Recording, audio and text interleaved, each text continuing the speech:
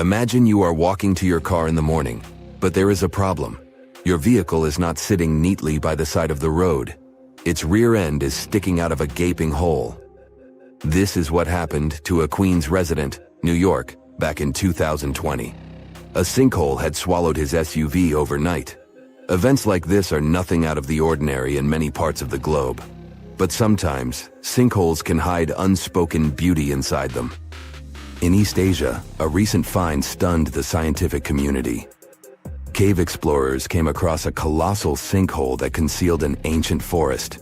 It is located in a province, Guangxi Zhuang, close to the north of Vietnam, the Lê County, where researchers discovered the hidden forest is already famous worldwide for sinkholes.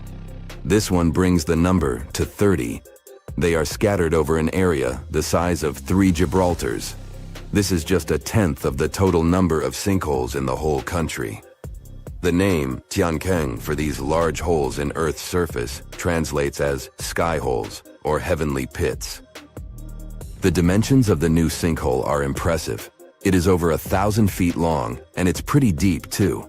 You could fit the Great Pyramid of Giza 1.5 times inside it. The sinkhole's total volume matches that of 2,000 Olympic swimming pools. The exploration team had to hike for hours to reach the bottom. It was all worth it in the end. They discovered a pristine underground forest that had no trace of human activity. Scientists estimate that the plants date back to the time of the dinosaurs. The foliage reached to the explorers' shoulders. Some trees were 2 times taller than the Hollywood sign. This discovery was amazing, but not entirely unexpected. Geologists were familiar with this type of landscape. In this part of East Asia, karst topography is pretty common. The word is Slavic in origin. Since the late 19th century, geologists have been using it to describe barren limestone regions. This type of landscape features fissures in the ground, caves, underground streams, and, of course, sinkholes. Karst forms in parts of the world with heavy rainfall. The water dissolves materials such as limestone or dolomite. This creates a scenery that many people describe as wild beauty. Karst terrains have a practical purpose as well. They are ideal for storing water that humans can drink. Around 700 million people around the world use these karst aquifers as their primary water source. In the United States alone, 40% of the groundwater used for drinking comes from them. Springs of Florida and the Mammoth Cave in Kentucky are just some of the most famous karst areas. Geologists classify around 1/5 of the U.S. land surface as karst. This type of terrain exists on other continents as well, in the Caribbean, Europe, Australia, and Asia. Due to local differences in climate and geology, karst doesn't appear the same everywhere. In the Spanish province of Malaga, the landscape consists of barren rock. This is what the karst regions of Italy, Slovenia, and Montenegro also look like. In East Asia, the landscape over the karst is green. This is because of the humid tropical climate. Sinkholes and cave entrances are usually hidden behind lush vegetation.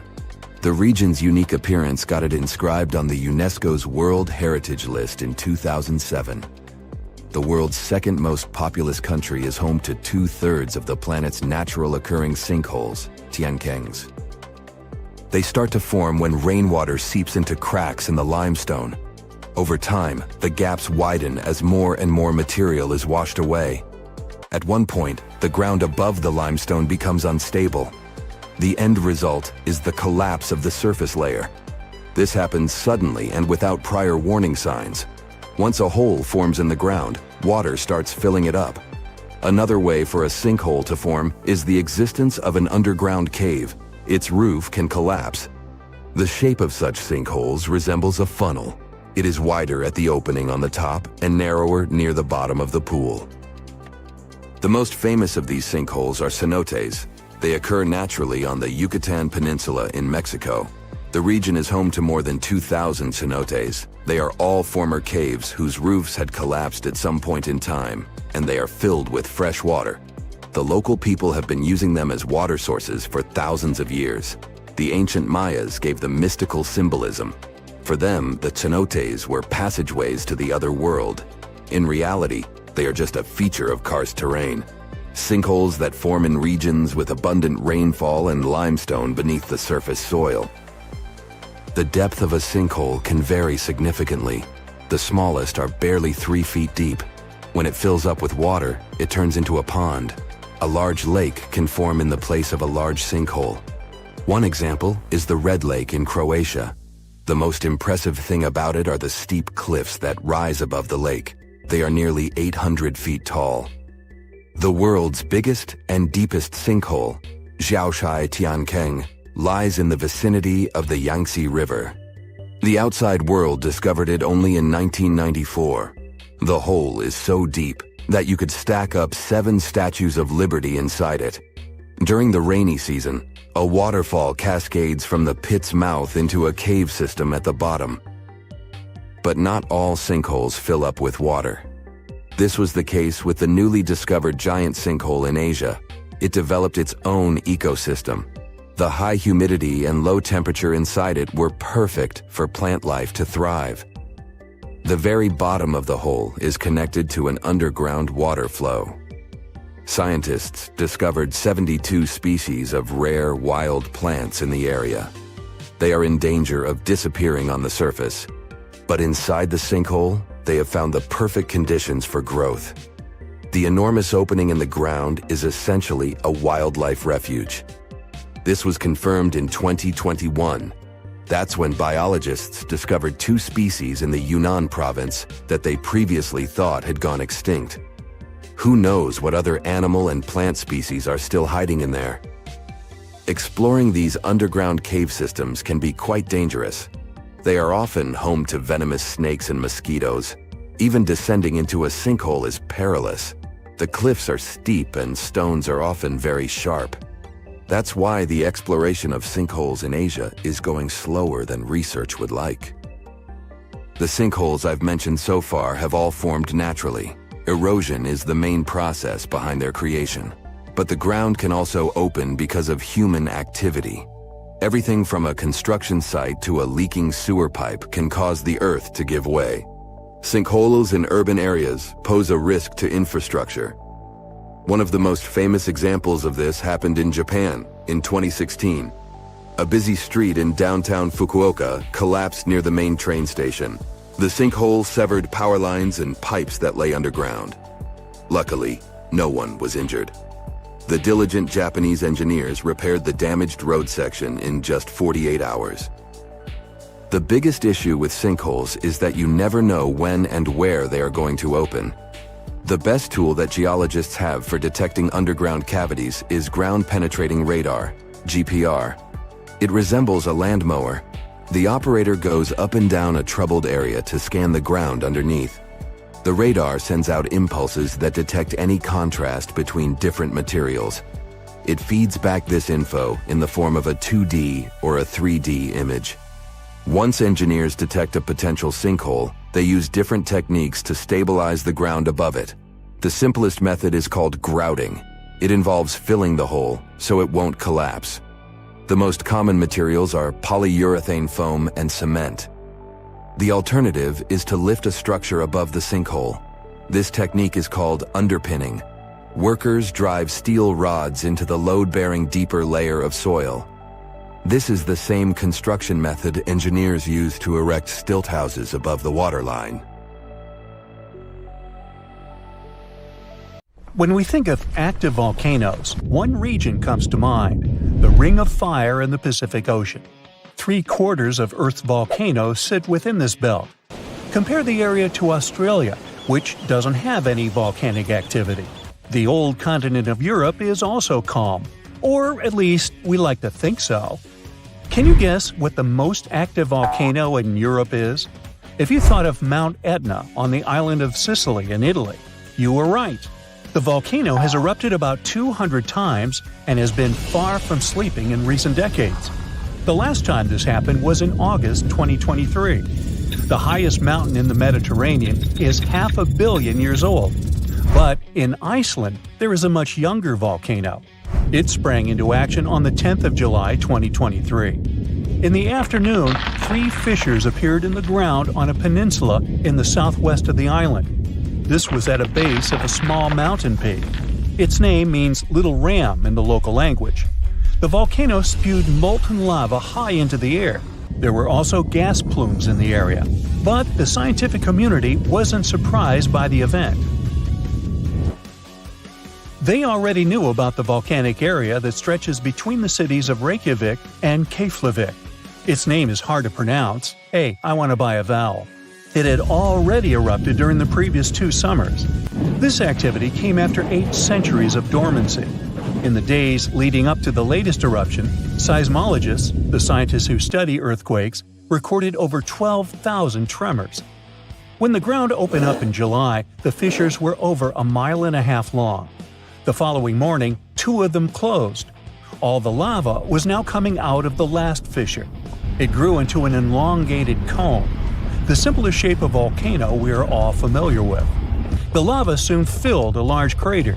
It grew almost 100 feet tall during the first week, and it is still growing. On the night when the eruption started, lava spread out in all directions. Its cinders set ablaze the dry moss in the vicinity.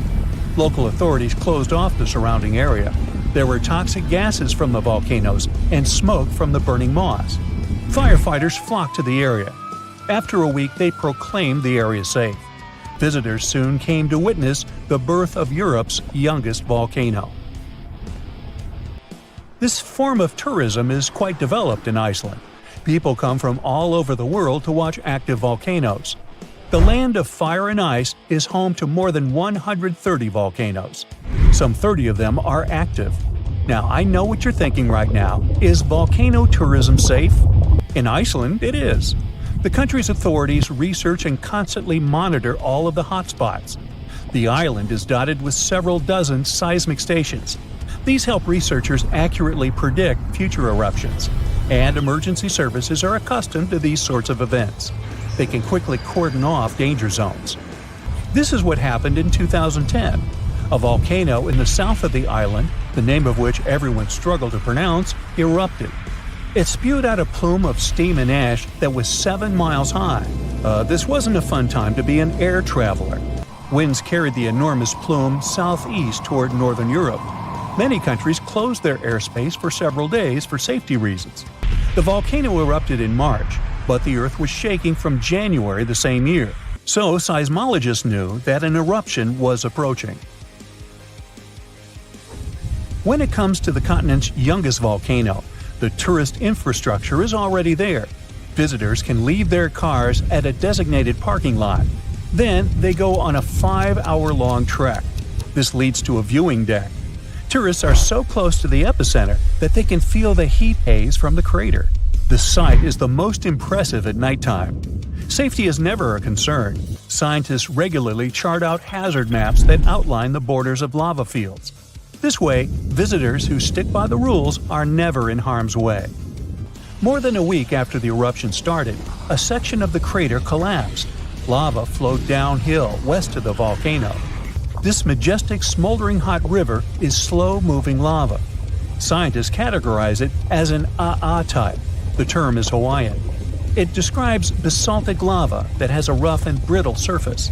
The flow is composed of broken lava blocks that are called clinkers. They fall off as the substance flows. This reveals red-hot areas. The cooler sections of lava are gray and black in color. When it moves forward, it produces a distinctive sound like shattering glass. Nearly a month after the eruption of the new volcano, we got aerial footage of an interesting phenomenon. A tornado formed directly over the lava flow. This occurs due to the high temperatures in the area. When the conditions are right, a column of heated air can easily turn into a mini tornado. Scientists observed a similar event happen during the 2018 eruption of Mount Kilauea in Hawaii. The lava fields of Europe's second-largest island tell the story of the creation of Iceland. It sits above the place where the North American and Eurasian plates meet each other. Tectonic plates are huge, rocky chunks of Earth's most outer layer. There are roughly 20 of them. They rest on a partially molten layer of rock. All the lava we see on the surface starts its journey here. You could say that these plates float on molten rock. Their boundaries are unstable. So, when two plates grind past each other, they release tremendous amounts of energy. The formation of volcanoes is one result. These are places where the molten rock travels upward to the surface. Iceland began to form some 60 million years ago. The tectonic plates under the ocean drifted apart. Enough lava piled up on the surface to create solid ground. This ancient rock is under the waves today. As new lava reaches the surface and cools down, it pushes the old rock away from the center of the island. That's why the oldest parts of Iceland aren't 60, but only 16 million years old. The country's active lava fields are young in geological terms. Some of them are under 1,000 years old. Scientists consider the island a hot spot for volcanoes, pun intended. Nearly a third of the basaltic lava that reaches the Earth's surface in recorded history came from Icelandic eruptions. Fissure swarms, like the ones before the 2023 eruption, cover 30% of the Nordic country. For this reason, only a quarter of the island is inhabited. Norse Vikings were the first people to settle in Iceland at the beginning of the 10th century. Nature threw them a loud welcoming party. Just a few years after their arrival, they witnessed one of the greatest volcanic eruptions in history. Vikings came from a region without volcanoes, so they had no clue as to what was going on. Today, Icelanders are used to such events. This is good because their homeland is entering a new era of volcanic activity. Volcanologists suspect that recent events are an introduction to decades of more frequent eruptions. The peninsula that is home to Earth's youngest volcano is just 17 miles southwest of Iceland's capital city. It's been dormant for a long time. Present-day eruptions there are a reminder that the natural processes that created Iceland are still ongoing. Recently, scientists discovered that there's a historical link between volcanic eruptions in the north of Europe and glaciers. Our planet went through at least 5 major ice ages. These were exceptionally lengthy periods when the average temperature on Earth dropped. The result was the expansion of ice sheets across northern Europe and North America. The last ice age ended some 10,000 years ago. Researchers are still trying to fully understand how these glacial periods affected volcanic activity. They suspect that the sheer weight of all that ice disrupts the flow of magma underground. When glaciers retreat, the pressure is lifted. This makes it easier for lava to flow upward to the surface where it bursts.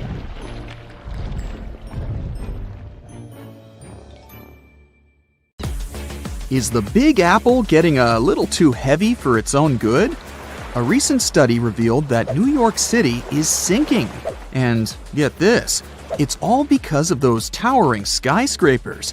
Apparently, the whole event is called subsidence, which is when the Earth's surface settles bit by bit, or suddenly sinks.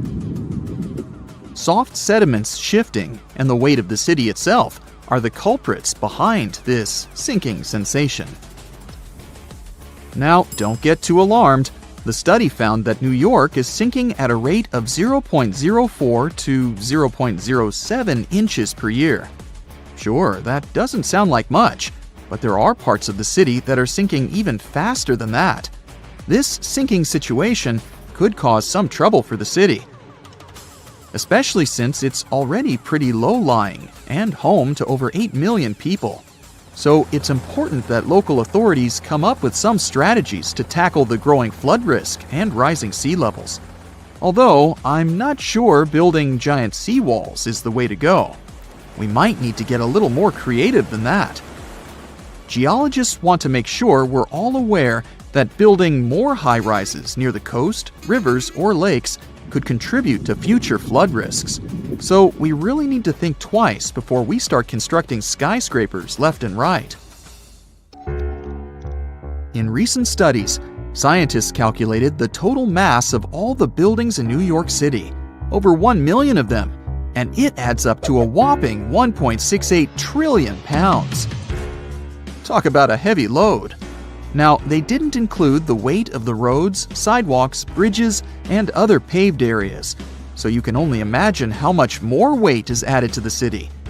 But hey, even with these limitations, the researchers did a pretty good job of accounting for the complex geology beneath New York, including the sand, silt, clay deposits, and good old bedrock. They found out that certain types of soil, like clay and artificial fill, are more prone to subsidence. On the other hand, bedrock stays pretty firm and keeps those skyscrapers in place. So at least we don't have to worry about the Empire State Building taking a dive anytime soon. Comparing their fancy models with satellite data, the researchers created a map of the city showing where the sinking is happening. And guess what? The increased urbanization and all that groundwater pumping and draining are only making things worse. It's high time we start protecting our resources, don't you think? I wouldn't start packing my bags just yet. New York isn't the only sinking city out there, you know. Jakarta, the capital of Indonesia, is facing some serious sinking action too. In fact, parts of it could be underwater by 2050. That's like a real-life Atlantis situation. Over 30 million people in Jakarta are now deciding if they should relocate the entire city. If there's a city out there we should worry about sinking, that's Venice for sure. But why is it so eager to take a dive, you might ask? Well, let me tell you the complex truth. You see, Venice decided to set up shop on a marshy lagoon with shoddy foundations. As time went by, the ground underneath just couldn't hold it together and started compacting like a squished marshmallow. On top of that, the city's been slurping up groundwater like it's going out of style or something. The cherry on top of this mushy cake is that the sea levels have also been slowly rising. And guess what? Those sneaky plate tectonics are having a laugh by shoving the Adriatic plate under the Apennine Mountains, giving Venice an extra push downward. Someone had the bright idea to stop pumping groundwater, thinking they could stop the sinking shenanigans. But hold your gondolas. A new study revealed that the sinking hasn't completely stopped, just slowed down a bit. It turns out the whole area is tilting ever so slightly to the east, with Venice perched on the slightly higher end.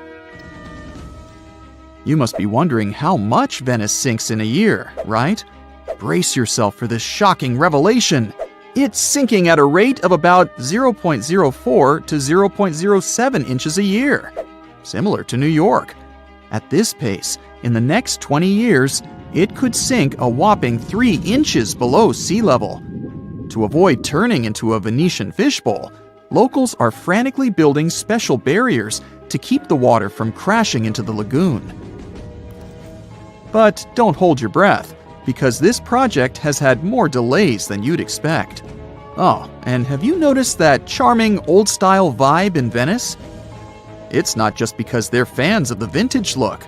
Those salty waters have been wreaking havoc on the buildings, thanks to the water levels constantly breaching the original damp proofing.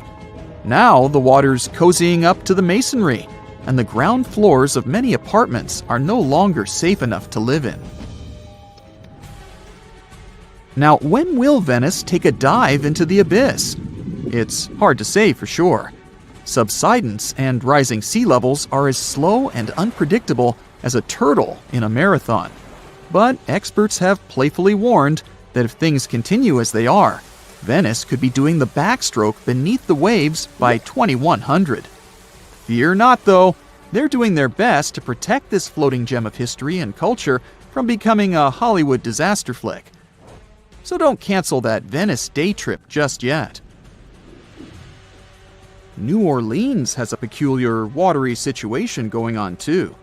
You see, this lively place was initially built just a smidge above sea level, and now it's gradually sinking. Back in the day, when an area of the city called the French Quarter was just popping up, folks had to make do with what they had. They scored the best land they could find, but it was only about 10 feet above sea level. And let's not forget, the rest of the city is as flat as a pancake, with the areas around the French Quarter being just a hair lower. Now, even though they knew they were up against some soggy odds, the resourceful New Orleans residents did their best to elevate their houses above the flood-prone land they chose as their home. There's more. The ground beneath New Orleans is as wobbly as a plate of Jell-O. Architects had to keep things short and sweet because they feared the soil couldn't handle the weight of taller structures. They played it safe, sticking to 2 or 2.5 stories. Here's where it gets interesting. The city installed a fancy drainage system in the 1900s, thinking it would solve their water woes. And while it did help with the marshes and all, it inadvertently sucked the life out of the soil. Yep, the ground was left high and dry, without enough sediment and water to keep it steady. As a result, those former marshes sank as if they were in a quicksand competition. By the 1930s, things got even more topsy-turvy. 1/3 of the city was below sea level, and by the time Hurricane Katrina made its grand entrance, that number skyrocketed to around 50%. Oh, and here's the icing on the cake. Sea levels decided to join the party, rising faster than a helium balloon. So now, not only is New Orleans sinking, but the surrounding area is also at various degrees below sea level. So, what can we do about all these sinking cities? Well, for instance, we could manage our water consumption a bit better. We can't just keep sucking groundwater out of the earth like there's no tomorrow. We've got to find new ways to quench our urban centers' thirst. Think about it. We could purify surface waters, or even turn salty seawater into a sweet solution. Of course, we'll need a boatload of energy to make it all work. Speaking of great urban water management, let me tell you about a town in Denmark called Nye. These guys have got it all figured out. They collect rainwater and use it to supply their toilets and washing machines. Talk about resourcefulness. Now that's what I call a splash of genius. The sea is kind of rough today. Nothing special, but still, you have that sinking feeling in your stomach. Call it a sense of foreboding. Something bad is going to happen, and then you hear terrified shouts. You turn around and see a giant wave, much higher than the one surrounding it. Is it a tsunami? That's true. When people think of frightening, destructive waves, tsunamis are the first thing to come to mind. But the one that is going to crash against your ship has a different nature. It's a rogue wave. Both tsunamis and rogue waves can lead to catastrophic consequences, but the difference lies in what causes these walls of water and where the destruction they bring about occurs. So, imagine a giant 60-foot tall wave rolling over your ship. It's a miracle that the vessel doesn't sink. This massive wave, a rogue wave, seems to have appeared out of the blue, very suddenly and unexpectedly. But however mysterious, solitary, and ominous rogue waves may seem, they're actually not that rare. Now, imagine the average room in your house. The ceiling there is likely 8 feet high. A typical 2-story house is somewhere between 20 and 30 feet high.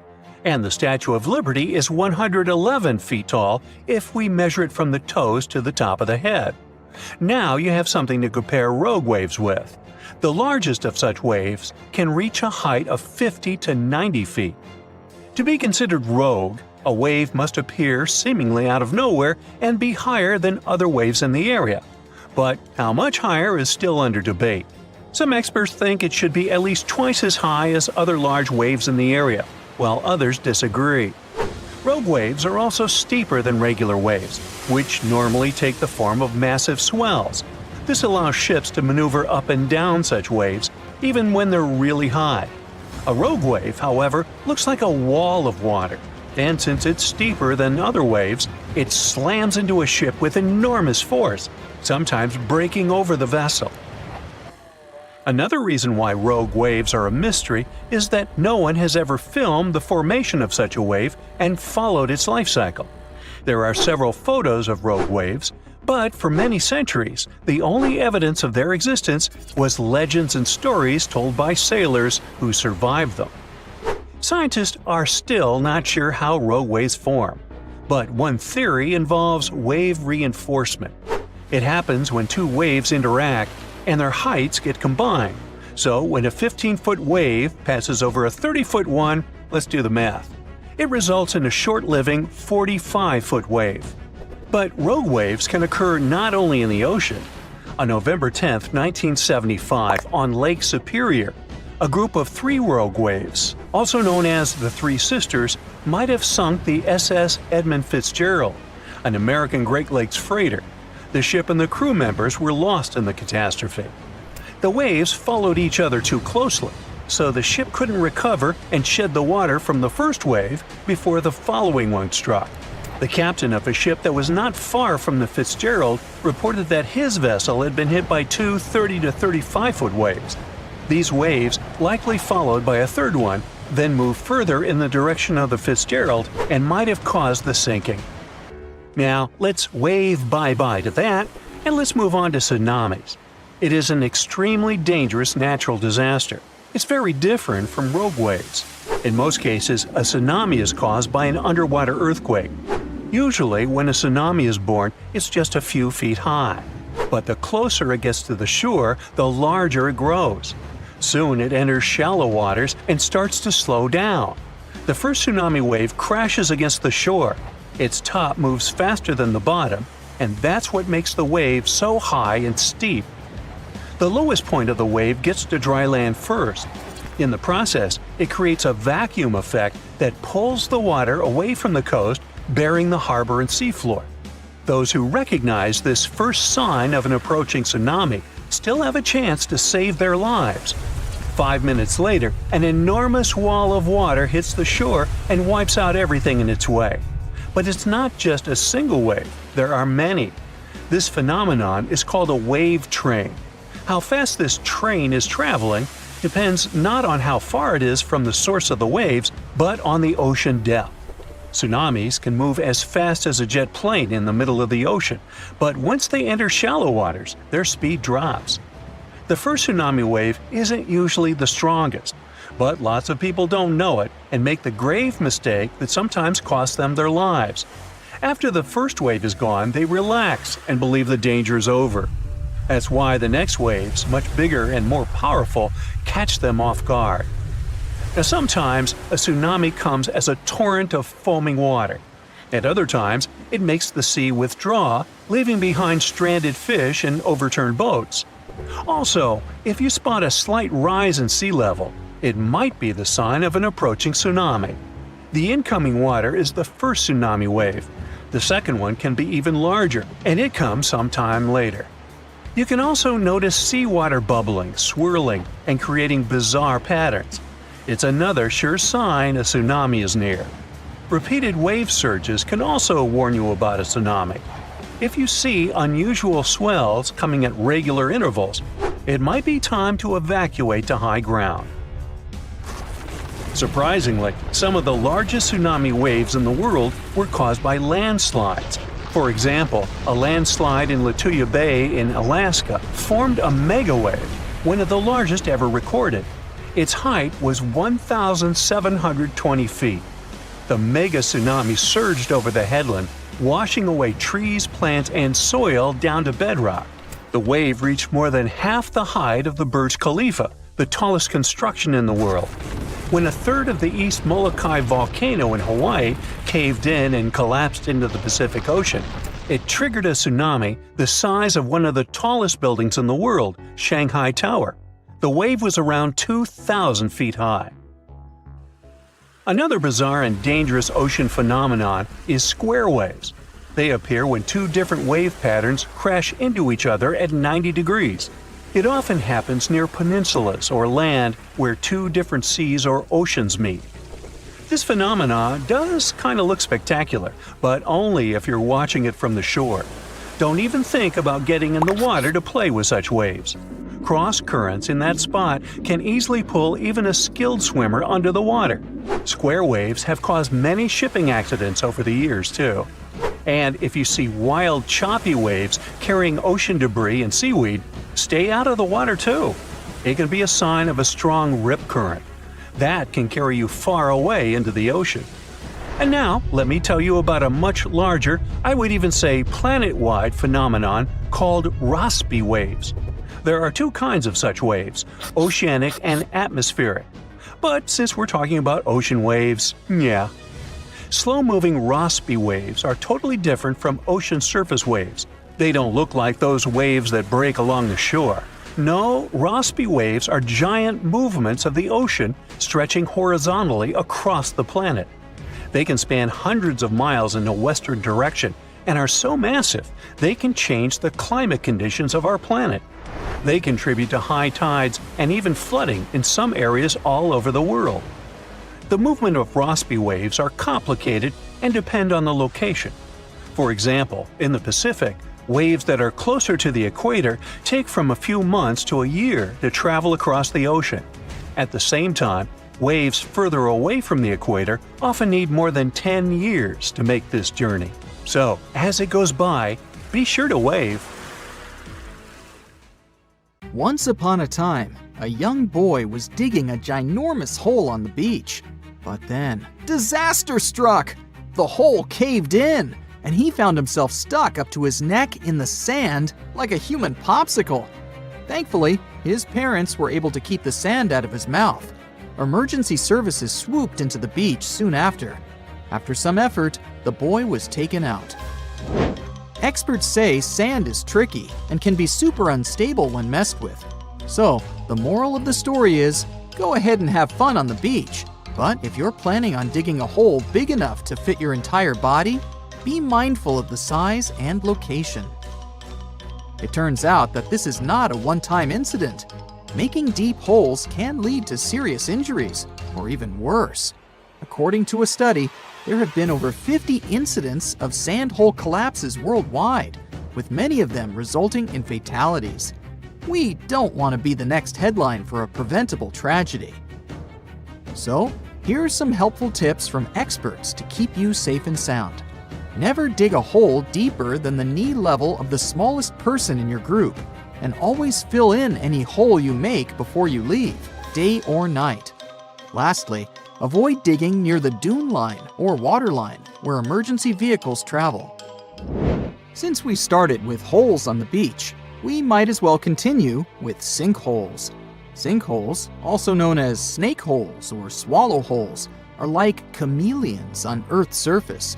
They can be big, they can be small, and they can pop up seemingly out of nowhere. It's like playing a game of whack-a-mole, but instead of moles, it's sinkholes. These sneaky things form over the years. They require specific conditions and processes. So, what's the deal with sinkholes? Well, they're basically natural depressions or holes in Earth's surface caused by karst processes. And what are karst processes, you may ask? They occur when bedrocks are soluble.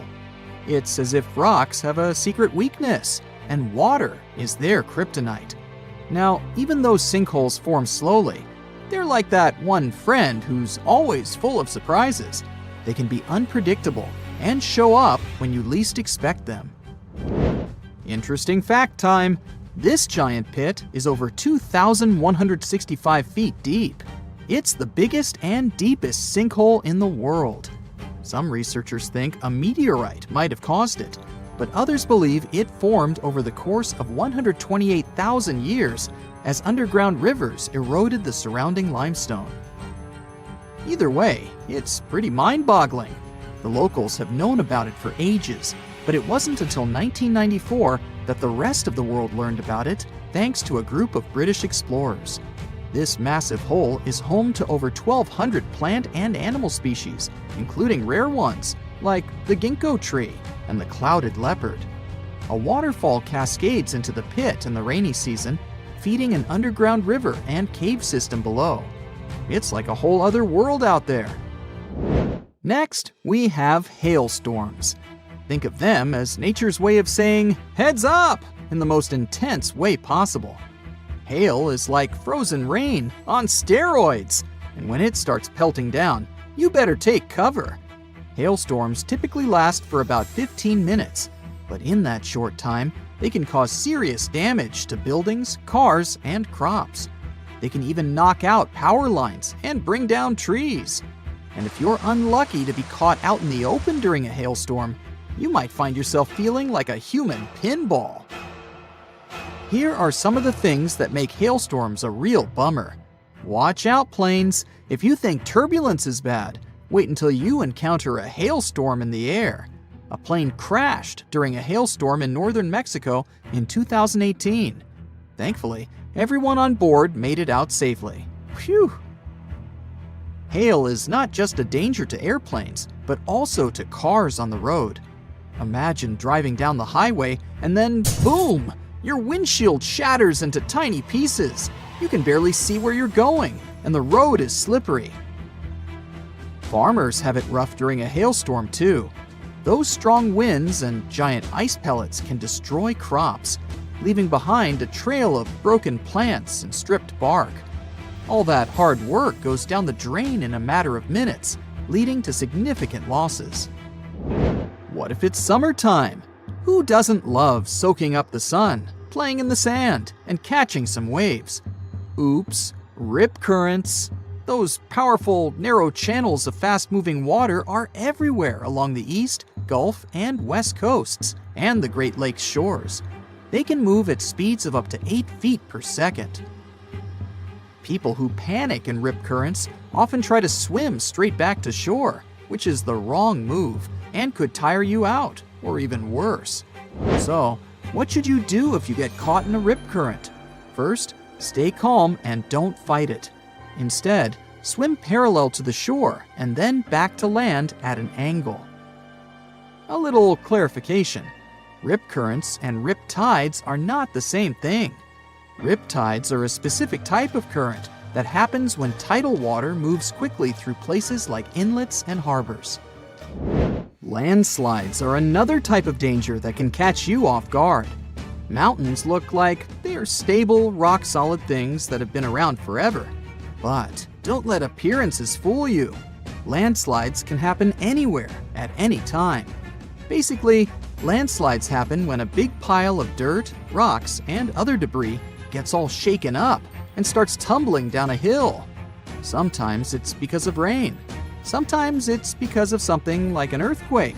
And sometimes it's just because the ground decides it's had enough. Mother Nature's got some more tricks up her sleeve. First up, we've got heat bursts. This weather phenomenon is hotter than a jalapeno. Now, these aren't your everyday thunderstorms. For a heat burst to occur, the atmospheric conditions have to be very specific. We need dry air, high altitude descents, and an absence of evaporated precipitation. When all these factors come together, the result is a heat burst that can reach speeds so fast that you'll feel like you're riding a rocket to the sun. And not only is the air scorching hot, but it's also so dry that it evaporates moisture right out of anything it touches, including poor defenseless vegetation. Have you ever heard of a fire whirl, also known as a fire devil or fire tornado? It's like a swirling vortex of fire and ash that can eat up debris and combustible gases. Think of it as a mini tornado that's fueled by a raging fire. These things usually start with a swirl of wind, which you can see thanks to all the smoke. They happen when rising heat and windy conditions team up to create whirling eddies of air.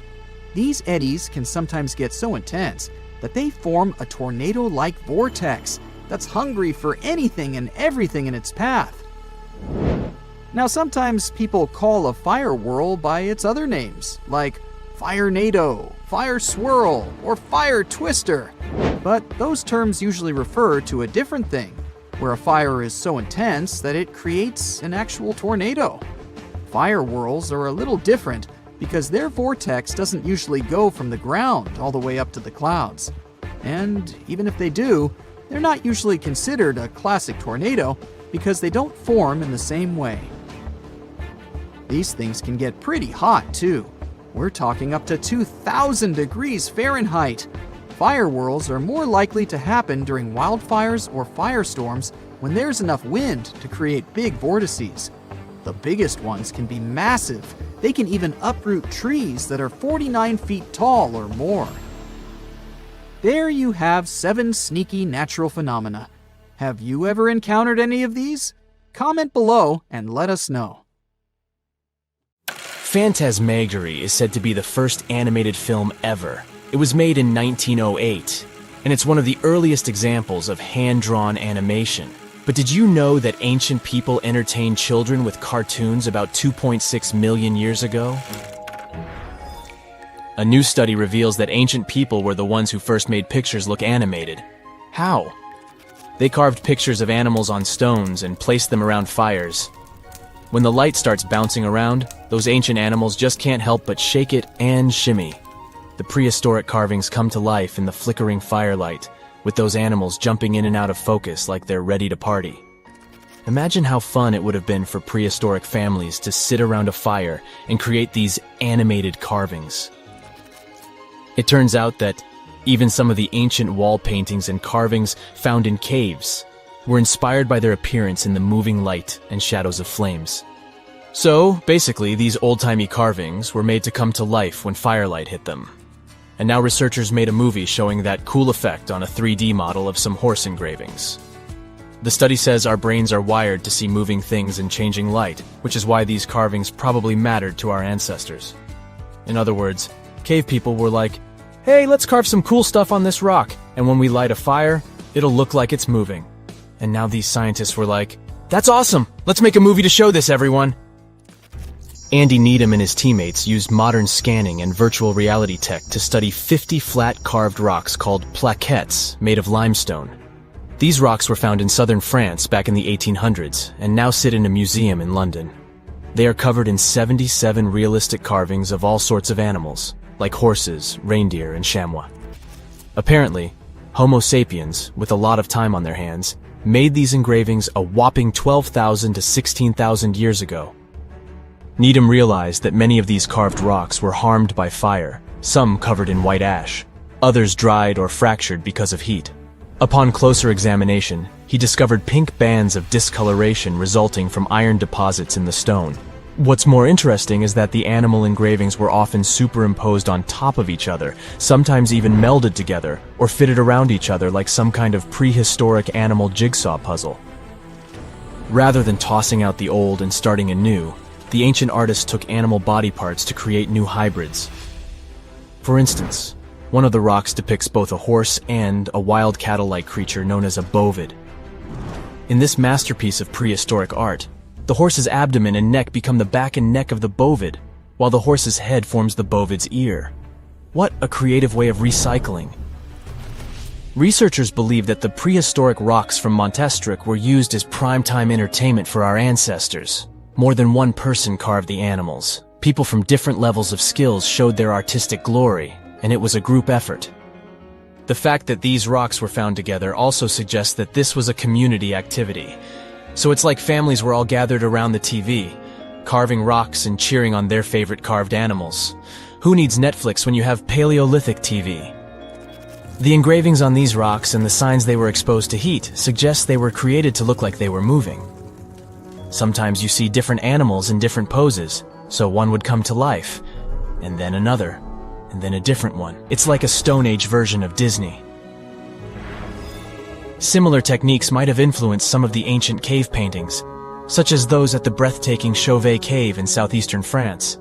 The animal portraits there are also overlaid on each other, and some look like they were heated by fires underneath them, which means that our prehistoric ancestors might have been the first animators in the world. Alright, since we talked about young people's favorite pastime activity, shall we take a trip back in time to discover the world's oldest toys?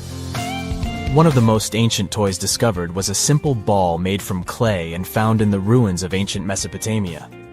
It might seem like a simple toy, but our ancestors were playing with them as far back as 3000 BC. But back then, they didn't have fancy video games or elaborate board games, so a ball was the pinnacle of entertainment. But the Mesopotamians weren't the only ones having fun. In ancient Greece, children played with dolls made of clay. In Egypt, kids had toys shaped like animals, but they also had dolls made from materials like clay, papyrus, and ivory. But the most impressive thing about these dolls? They had movable limbs. That's right, Our ancient ancestors were playing with articulated dolls before it was cool. But it's not all fun and games. Toys also had a practical purpose back in the day. In fact, many of the toys discovered by archaeologists were actually used to teach children important skills. For example, Egyptian children played with dolls that were shaped like doctors, which helped them learn about medicine and healthcare. And let's not forget about the toys that were used to train future warriors. In ancient China, kids played with toy horses and chariots, which helped them prepare for a life of battle. Talk about getting a head start on your career. Moving on to primitive board games, which have been around for over 5,000 years. The oldest board game is called Senet, and was discovered in ancient Egyptian tombs. It's a bit like a cross between chess and backgammon, and it was so popular that it was played for over 2,000 years. Now that's a game with staying power. But let's not forget about toys for the little ones. Archaeologists have found ancient rattles and whistles that were used to entertain even younger members of their families. And if you thought your kid's toy collection was impressive, just wait until you hear about the ancient Egyptian princess who had over 100 wooden toys in her chamber. But perhaps the most surprising toy of all was the yo-yo. That's right. The yo-yo has been around for over 2,000 years. It was first invented in ancient Greece and was often used in battle, believe it or not. But eventually people realized that it was much more fun to just play with it and do tricks. Marbles are also around as a toy that has been entertaining kids, and some adults, for thousands of years. Archaeologists have found evidence of marble dating back to around 5,000 years ago in the Indus Valley civilization. Back in those days, marbles were made from all sorts of things. Want to take a wild guess? Okay, I'll tell you. Fruit pits and small pieces of smoothed stone. That's right, those ancient kids were getting creative with their playthings. Some artisans even went the extra mile and crafted marbles from clay. Let's head back to ancient Egyptians and their adorable miniature boats made from ivory, wood, and clay. These miniatures may be acknowledged as toys, but they were also meant to represent crossing over to the other side. Viking kids had similar types of items too.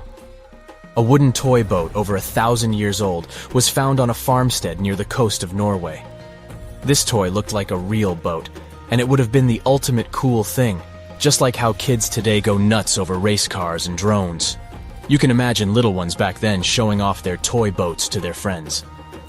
Many of these toys are still pretty fun to play with today.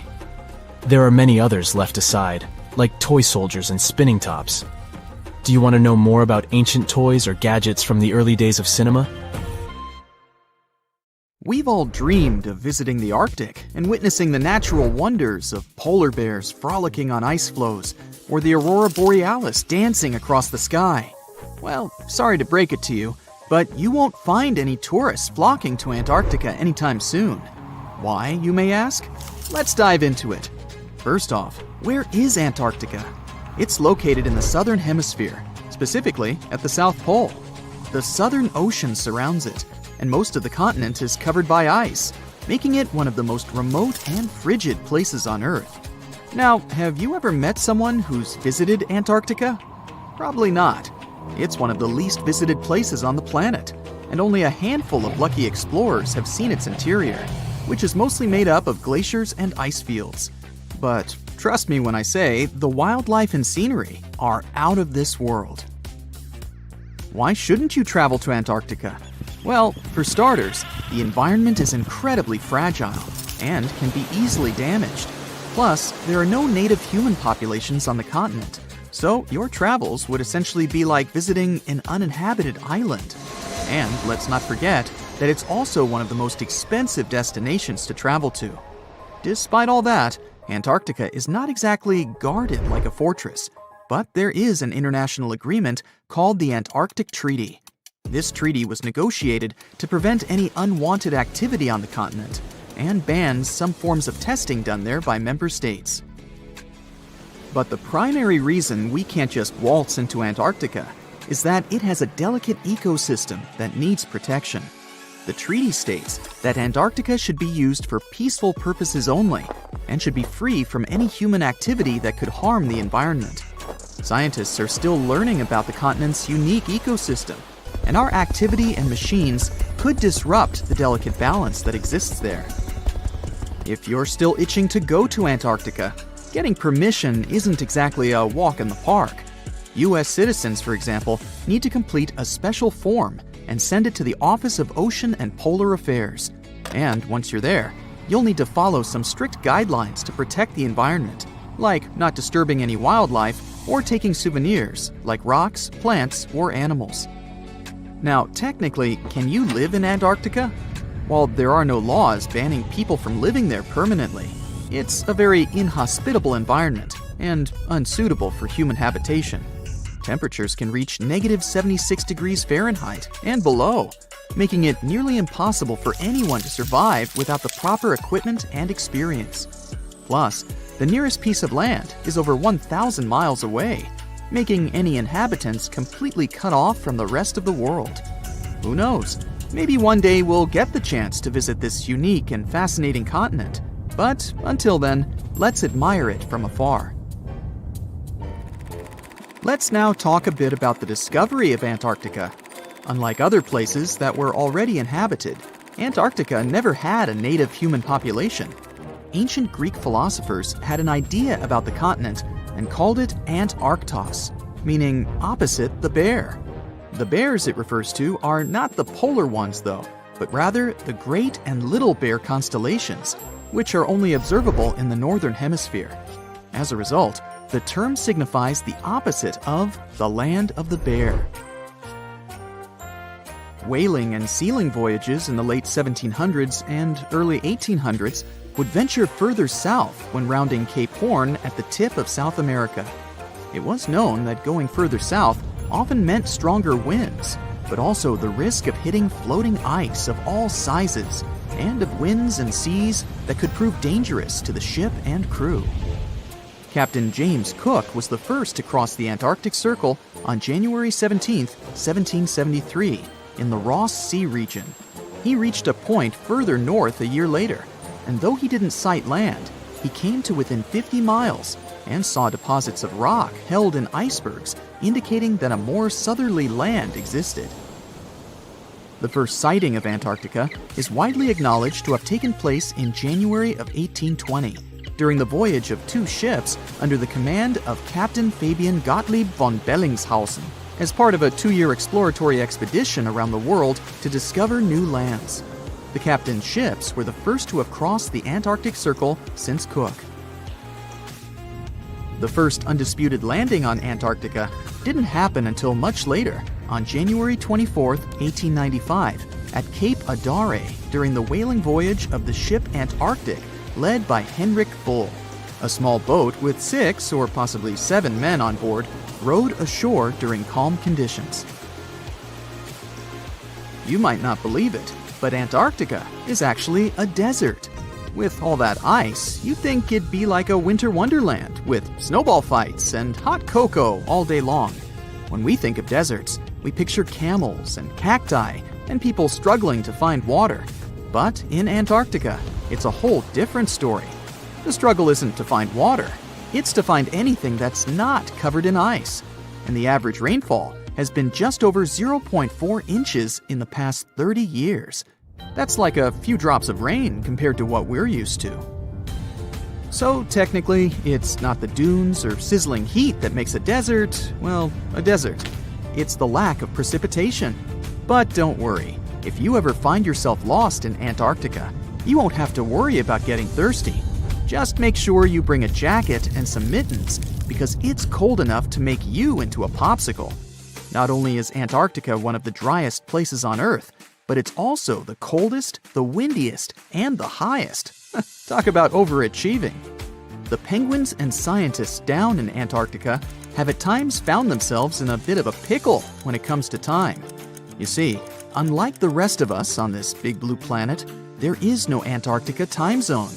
All the lines of longitude meet at a single point at the South Pole, making it a bit of a head-scratcher when trying to figure out what time it is. Now, you might be thinking, but how do the scientists and researchers keep track of time down there? Good question. They typically stick to the time zone of the country they departed from. However, with stations from all over the world on the Antarctic Peninsula, things can get a little wacky. Imagine trying to coordinate with your neighboring countries without accidentally waking them up in the middle of the night. You might think that not much could survive in a place where the temperature is extremely cold, the sun barely shows up, and the wind could blow you away faster than a tumbleweed. Well, as in many places on Earth, life found a way in Antarctica too. Believe it or not, this frozen continent is buzzing with activity. It's home to billions of krill, which in turn attract lots of seals and more penguins than you can shake a fish at. But don't let their cute and cuddly appearance fool you. Penguins are the ultimate swimmers, with streamlined bodies that would make Olympic medal winners jealous. They come ashore to breed and chill, but their real talent is stealing pebbles from each other and forming mathematically precise huddles to stay warm. Antarctica is also home to the largest species of penguin on Earth. It's called the emperor penguin. Sure, these creatures are flightless birds, but that doesn't mean they can't jump. In fact, some of them can leap up to 120 inches.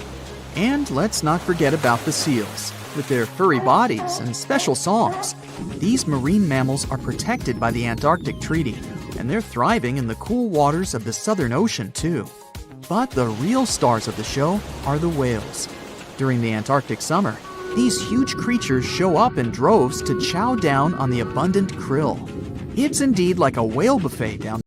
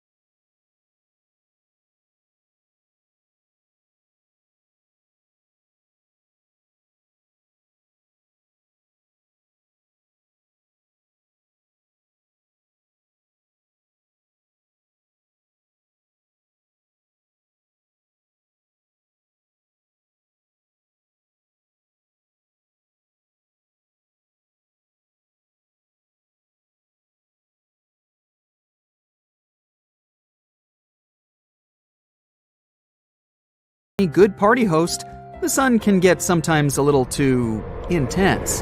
Never forget that it's an extremely powerful and massive star, with a surface temperature of about 10,000 degrees Fahrenheit.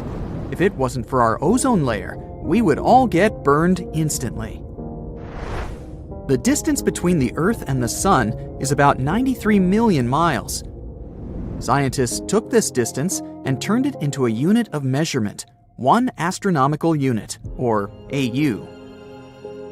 The closest distance that the Earth could approach the Sun without being completely destroyed is about 0.9 AU. At the same time, if we move too far, further than about 1.2 AU, our planet will turn into a snowball. So we got pretty lucky with our location. Meanwhile, the distance between Earth and the Moon is about 0.002 AU, or 240,000 miles. It's super close to us. Now that we know how important these two are, and how much their position affects our world, let's try to swap them. Surely nothing bad will come of it. First, let's imagine for a moment that the Sun was in the Moon's place. You probably already know what will happen to us. The intense heat and radiation from the Sun would be like the world's worst sauna, with the temperature on Earth rising rapidly. Any living thing on Earth would leave behind nothing but a pile of ashes. But the destruction wouldn't stop there. The atmosphere and oceans would be stripped away by the solar wind, leaving the planet exposed and vulnerable to the radiation and particles coming from the sun. It would be like a giant space hairdryer on full blast, with Earth's atmosphere and oceans being blown away instantly. Forget about melting ice caps. The entire planet would be one big puddle. But that was a scientifically accurate answer. Boo, boring. Now, what if we could somehow survive this catastrophe? Like, what if we had some super advanced technology to protect us from being fried to a crisp? First up, even if our planet somehow survived, things would still get pretty toasty, since the sun would still emit way more heat and energy than the moon. Also, unlike the moon, which goes through periods of darkness during its lunar night, the sun has a constant energy source through nuclear fusion. So at least we wouldn't have to worry about freezing every night. We'd just be sweating buckets in our sleep. Of course, all this extra heat would have some serious effects on our ecosystems. Plants and animals would have to adapt to survive. And we might see some major changes in the way life on Earth operates. Imagine the confusion of nocturnal animals. Without the moon, they would have no idea how to navigate or hunt. So, what would we do in this new, super hot world? Well, maybe we could build some seriously high-tech greenhouses to trap all this heat. Or we could use some giant mirrors or other reflective surfaces to manipulate the amount of sunlight that Earth receives. Next, we have the sun's gravity. Remember how we said that the moon's gravitational pull is just right for stabilizing Earth's orbit? So, if we replace it with an entire star, things would get pretty wacky. We're talking about extreme changes in seasons, climate, and all sorts of weather-related shenanigans. Your everyday life would look like it's trying to do the cha-cha slide during an earthquake. The Earth's rotation would also speed up drastically. This means shorter days, longer nights, and lots of confusion with working hours and birthdays. So, is there any way to fix this? Well, hypothetically, we could use some massive spacecraft or other technologies to artificially adjust Earth's orbit and rotation. For example, we could launch rockets or space tugs that would slowly push our planet into a new orbit that's more stable and consistent. And that's not all. All this gravity play would also mean new tidal waves of epic proportions. We're talking waves so high that surfers would need oxygen tanks just to catch a ride. Imagine trying to sail a boat through a hurricane while riding a bucking bronco. Yeah, yeehaw! The moon also mixes up nutrients in the ocean and helps support marine life.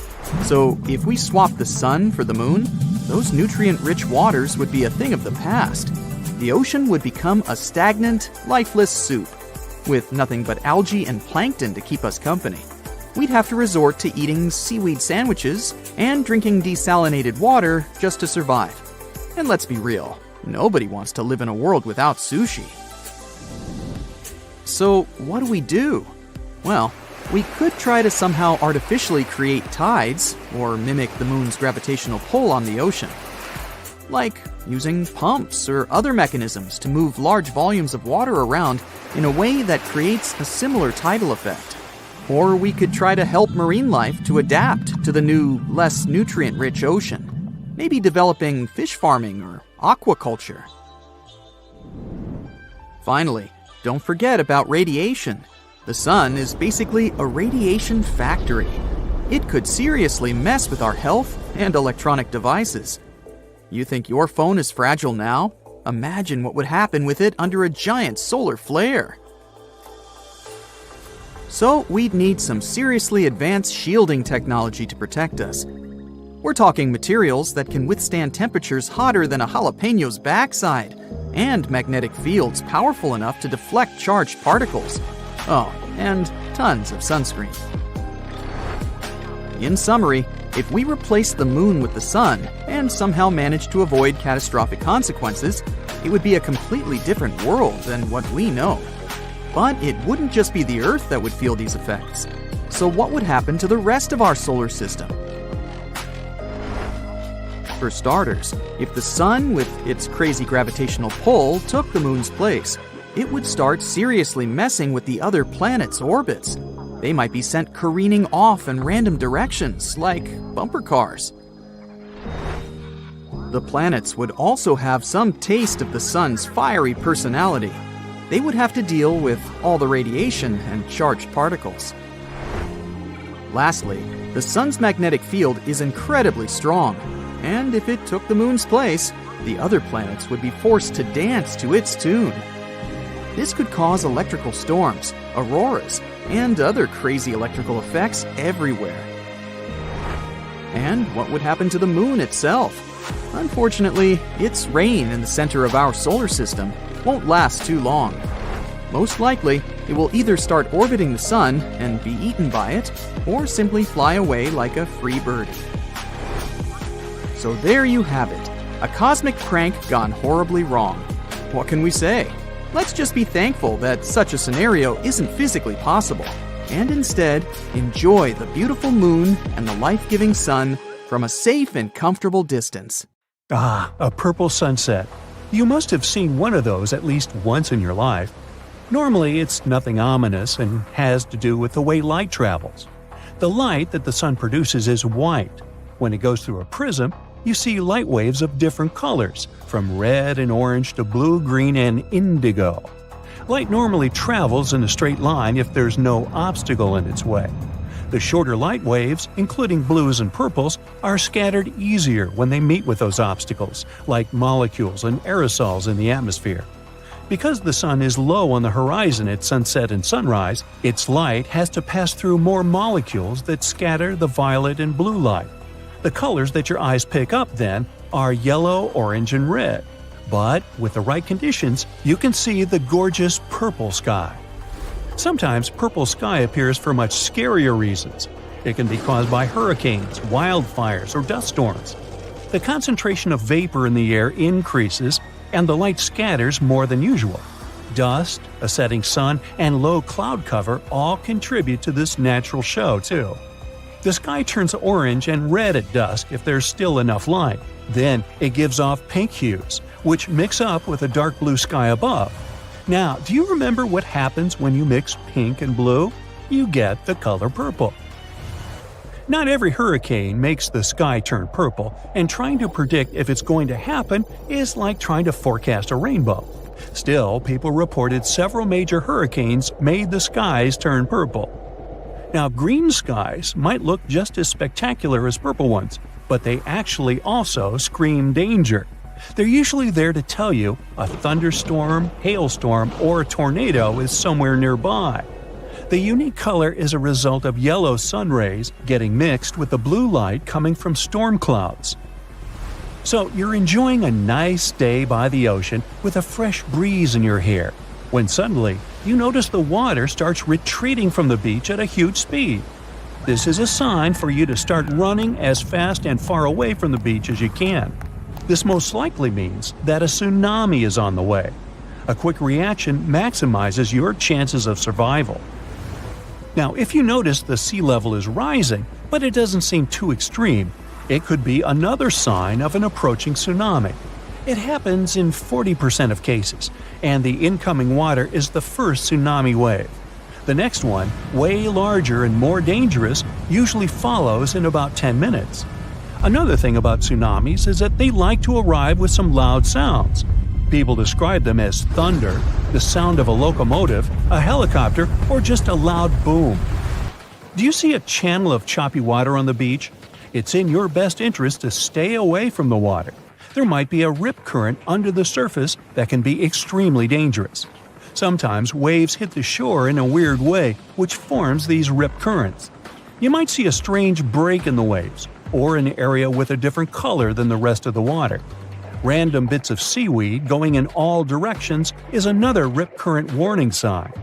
If you happen to find yourself caught in a rip current, try to stay afloat, but don't try to go against the current. You'll only waste precious energy. Scream for help and try to float your way along the beach. Once you break out of the current, swim diagonally to the shore. The next time you spot conically shaped clouds in the sky, Remember, it's a good time to start looking for some shelter. If it just stays like that, a severe storm is on the way. But if a cloud of that shape starts spinning around, it means it's about to transform into a tornado. If you have bees nearby, they can save you from big trouble one day. These hard-working little guys get more active than usual when they feel like a storm is on the way. They speed up to collect more nectar before it hits them, and once they're done with it, they'll always come back to the hive 10 to 15 minutes before heavy rain, even when there are no obvious signs of it coming. Their secret is super sensitive hairs on the back that can pick up electrostatic buildups from storm clouds. For centuries, people have noticed that animals act weirdly a couple of days before big seismic events. Dogs can't stop barking, cows halt their milk, and toads, rats, and snakes leave their homes. It looks like animals can feel smaller initial shock waves that humans don't even notice. Scientists have tried to find some legit explanation for it and run endless tests and experiments. But so far, they're still on their way to explaining this mystery. Can you smell ozone in the air? When a thunderstorm is on the way, it's the most distinct and pungent smell you can pick up. An electrical charge of lightning sets it free from higher altitudes. The other, more pleasant smell of rain is petrichor. Rainwater wakes up molecules on plants, trees, concrete, and asphalt. Their aroma spreads all over the place. You can even feel that smell in your own mouth. All those positive ions in the air that a lightning bolt sets free gets mixed with ozone and your saliva, and that's how you get that bitter metallic taste. When lightning is about to strike, you might hear bizarre crackling, buzzing, or vibrating sounds coming from metal objects nearby. Your palms may begin to sweat, and then you can feel your hair stand on end. That's a clear call for action, and that action is to run for your life. Positive charges are going through your body trying to reach toward the negatively charged part of the storm. Trust me, you don't want these charges to meet. If you see no shelter that you can reach fast, try to make yourself smaller than the objects around you. Drop down your umbrella and stay away from wire fences, metal pipes, rails, and other metallic objects. And don't lie flat on the ground, it's likely wet, which means it's a great conductor of electricity. If you suddenly notice crevices in the asphalt next to your house, it could be a sinkhole warning sign. Inspect your house on the inside. Does that door begin to jam? Or maybe there's a gap where the walls meet the ceiling. Uneven kitchen cabinets and drawers, slanted floors, stairs that begin to slope, water leaking after every rain, and displaced moldings are all signs that a sinkhole is about to open. To find out if it's definitely a sinkhole and how dangerous it is, you gotta consult with an engineering company. If you find a sinkhole that's already there, you gotta stay away from the sinkhole area. Fence or rope it off to make it less dangerous for others. You'll need professional help to fix it. Some volcanoes scream when they're about to erupt. Small earthquakes, which often happen before, produce a hum. It's mostly non-audible to human ears, but sometimes it reaches a frequency that lets you hear it as a strange rumbling or hissing sound coming from the ground. This noise is known as a harmonic tremor. With some volcanoes, it's the sound of magma bubbles vibrating when they're going through crevices in the crust of the earth. But it's not always like this. If scientists manage to understand what exactly causes these volcanic screams, they could create a limited early warning system for volcanic eruptions. If you're out in the wild, pay attention to the water in creeks, streams, and rivers. If its level is quickly falling, even if it's raining, this might be a sign of a nearing landslide. And if you hear a faint rumbling noise or unusual sounds, like boulders knocking together, it could mean debris is on its way to you. It's a sign to head to safety immediately, like right now. The tranquil-looking Lake Manaun in Cameroon is one real trickster.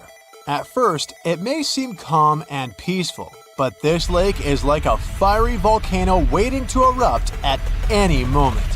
And it doesn't even have the decency to give any warning signs. Its last outburst was way back in 1984, which caused a bang that left everyone in awe. It's like the lake's got a soda can mechanism down there. Or, in technical terms, it experiences a limnic eruption. This rare phenomenon happens when gas from deep under the water suddenly erupts. Certain things have to happen prior for it to occur, though. There are some things you can look out for if you feel worried. For starters, if the vegetation around a lake looks a bit flattened, it might have previously experienced a limnic eruption. That's because the water can pop up with a lot of pressure and overflow. The water being a bit warmer all of a sudden can also mean you need to head to safety. There's this lake in Kazakhstan that looks like a total disaster on the surface, with empty tree trunks sticking out of the water. Not cute. But if you're feeling daring and want to take a swim, you'll be transported to a whole new world. Its story goes back to the year 1911, when there was a landslide that filled the valley with rainwater, completely submerging a local forest. As mesmerizing as it might sound, it's no easy task to dive in. The water is freezing, and all the algae, plants, and submerged trees make it a risky obstacle course. Have you heard about this scorching lake on the sunny Caribbean island of Dominica?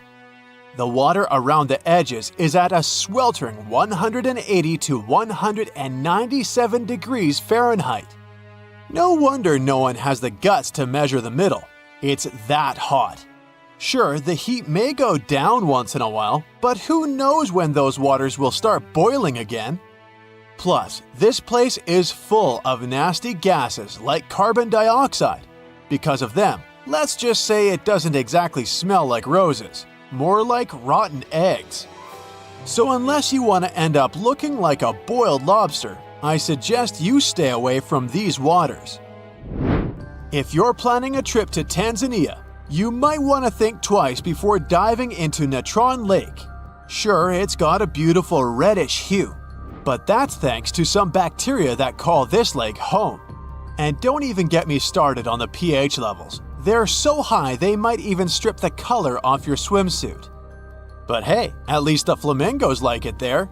Those acid-loving birds are living their best lives in a group with 2.5 million of their closest feathered friends. How come these birds manage to thrive there, you might wonder? Well, no predators means no stress, which equals easy breeding. They also love feasting on that fancy bacteria, which makes the water all pink. You may think that Belize's Great Blue Hole is just calling out to you with its stunning blue hues and close proximity to land. But hold your flippers, because there's a catch. Sure, it's about 900 feet across and 300 feet deep, but lurking beneath the surface is a confusing patterns of tunnels filled with coral and wildlife. It's like finding your way through a maze at a theme park, but with more fish. And as if that wasn't tricky enough, the deeper you go, the fewer creatures you'll encounter. Why, you ask? Well, it turns out that there's a sneaky layer of hydrogen sulfide that covers the entire width of the hole, depriving any living creature of oxygen. Plan on heading to the Devil's Kettle waterfall in Minnesota? This one won't necessarily be dangerous for you, but you might end up losing some of your stuff out there if you don't pay attention. That's because this waterfall experiences a phenomenon that's a real head-scratcher for geologists. One part of the waterfall flows normally, while the other part disappears into a big ol' hole. And get this, not even ping pong balls can make it out. Scientists decided to investigate, and they went all out, even using GPS trackers. Initially, they couldn't figure it out until they realized that the hole acts like a giant blender. That water is getting spun around so hard, it's basically obliterating everything in its path. They finally measured the water volume and saw that it was still there, so it was supposed to come back out somewhere. The most likely explanation is that the water is probably re-emerging in the stream located beneath the waterfall. You've surely heard of the Bermuda Triangle. I mean, that's old news. But let me tell you about the Pacific's very own watery trap called the Devil's Sea. It's like a game of hide and seek, but with ships. They disappear and we can never find them again. The Kayo Maru No. 5 was on a mission to investigate a volcanic island, but the trip ended up being just one way. Add a dash of detective work to the subject and you'll find out the whole story about the Devil's Sea is more myth and less fact, but it doesn't make it any less interesting. If you're still interested in some mysterious ship disappearance, then Lake Superior is the place you'll want to read about. Even the most skilled scuba divers can't find a single piece of all of those lost vessels. The main character of this lake story was a ship called the SS Edmund Fitzgerald, the biggest one to sink in the Great Lakes. To this day, people aren't sure why it sank. So, you're planning a little swim in one of the Great Lakes, huh? Well, might want to steer clear of Lake Michigan, unless you're really into extreme water sports. This bad boy has a reputation for being the most dangerous of the bunch, thanks to some sneaky undercurrents that like to snatch unsuspecting swimmers. Make sure to watch out for those pesky piers and docks that only add to the lake's swimming difficulty. If you're feeling adventurous, you might want to skip the months of October or November. This is when the temperatures start to drop and the currents get extra wild. Tibet has its dangerous lake too, and at first glance, it's gorgeous. But don't get too excited. It's got a salt content so high that nothing can survive in it. Some villagers around there actually consider it to be tainted with some sort of substance. The cherry on top? Other locals believe there's a selfish creature living in the lake who's hogging up all the space for itself. No wonder its nickname is Darkness. No list of dangerous waters is complete without Lake Victoria, the big kahuna of African lakes and the third biggest in the whole wide world. But beware, not all its waters are safe for us humans. Some regions can be real troublemakers because this lake has its own personal climate. And what does that mean? Mostly that you can't trust the weather here one bit. You could be soaking up some sweet rays one second, and the next you're running from a torrential downpour. Unless you want to be caught swimming in a storm, steer clear of this moody lake. You might have already seen pictures of Lake Hillier. It's like a giant pool of grapefruit juice in Australia. Scientists have been scratching their heads over it for centuries because they still can't figure out with certainty why it's pink. But here's the kicker, it's not the only one. Yep, there's another pink lake out there called Lake Retba. Both of these lakes have super high salt content, which is apparently a magnet for some fancy microorganisms. These little guys produce beta-carotene, you know, the substance that's in carrots, and that's what gives these lakes their groovy colors. Interested in swimming in this lake? It's not technically dangerous because the water has such high amounts of salt in it. There are no scary sea creatures to worry about. But, on the other hand, you'll need to make sure you don't accidentally take a sip. Drinking highly salted water will make you dehydrate faster than a plant in the desert. Just a few months after the amazing success of Apollo 11. You know, the whole one step for a man, one giant leap for mankind story? NASA sent another mission to the moon, but things got pretty dicey during the launch of Apollo 12, which happened in November 1969. Still riding high on the triumph of the first moon landing, NASA decided to push the limits even further with Apollo 12's mission, planning to land on the Ocean of Storms, the biggest dark spot on the moon. For the first moon landing, they went for the Sea of Tranquility because it's a relatively flat and even spot. This time around, the goal was to land the spacecraft with even more precision. Commander Pete Conrad and landing module pilot Al Bean would get to spend more time on the lunar surface with 2 excursions planned. They would even get to send back the first color TV images from the moon. On November 14th, the team climbed aboard the massive Saturn V rocket in Florida, while the flight director took his place at the Mission Control Center in Houston. It was his first time leading a mission, And little did he know about the dramatic events that would soon unfold. Near the launching site, some storms had occurred, so the ground was a bit wet and the sky was cloudy. At 11:22, the huge white rocket started to lift off the pad and zoom up into the sky. Conrad and his team were shouting in excitement. But then, only 36 seconds into the flight, something went wrong. There was a flash, and all the power to the spacecraft was gone. It was really scary, and all the alarms started going off. The team inside Apollo 12 was perplexed. They had no idea what had happened. But after some investigation, they found out that the rocket had been hit not once, but twice by lightning strikes. The good news was that the rocket's design allowed it to continue its mission despite the unexpected setback. Even though it seemed like they were in deep trouble, the Saturn V guidance computer was totally fine and kept the rocket on track. They soon got into orbit and said, "Hey, let's go to the moon." 4 days later, Conrad and Bean made a great landing just feet away from their target, the Surveyor 3 probe. Conrad was so excited to explore the lunar surface that he couldn't wait to get outside. The whole NASA team behind this mission was worried that people might have lost interest in the program after Apollo 11. But they had a plan: the first color TV broadcast from the surface. 2 companies were tasked with broadcasting the lunar mission live. In those days, it was important because having 2 networks joining the effort meant they could reach millions of people. However, even though NASA focused on TV as a way to connect with the public, the astronauts didn't really get trained on how to use the camera. When Conrad made his way down the ladder to the moon's surface, he had to open up a storage bay to get the video camera out. The footage was a bit blurry and showed only his legs at first, but it was still amazing to see.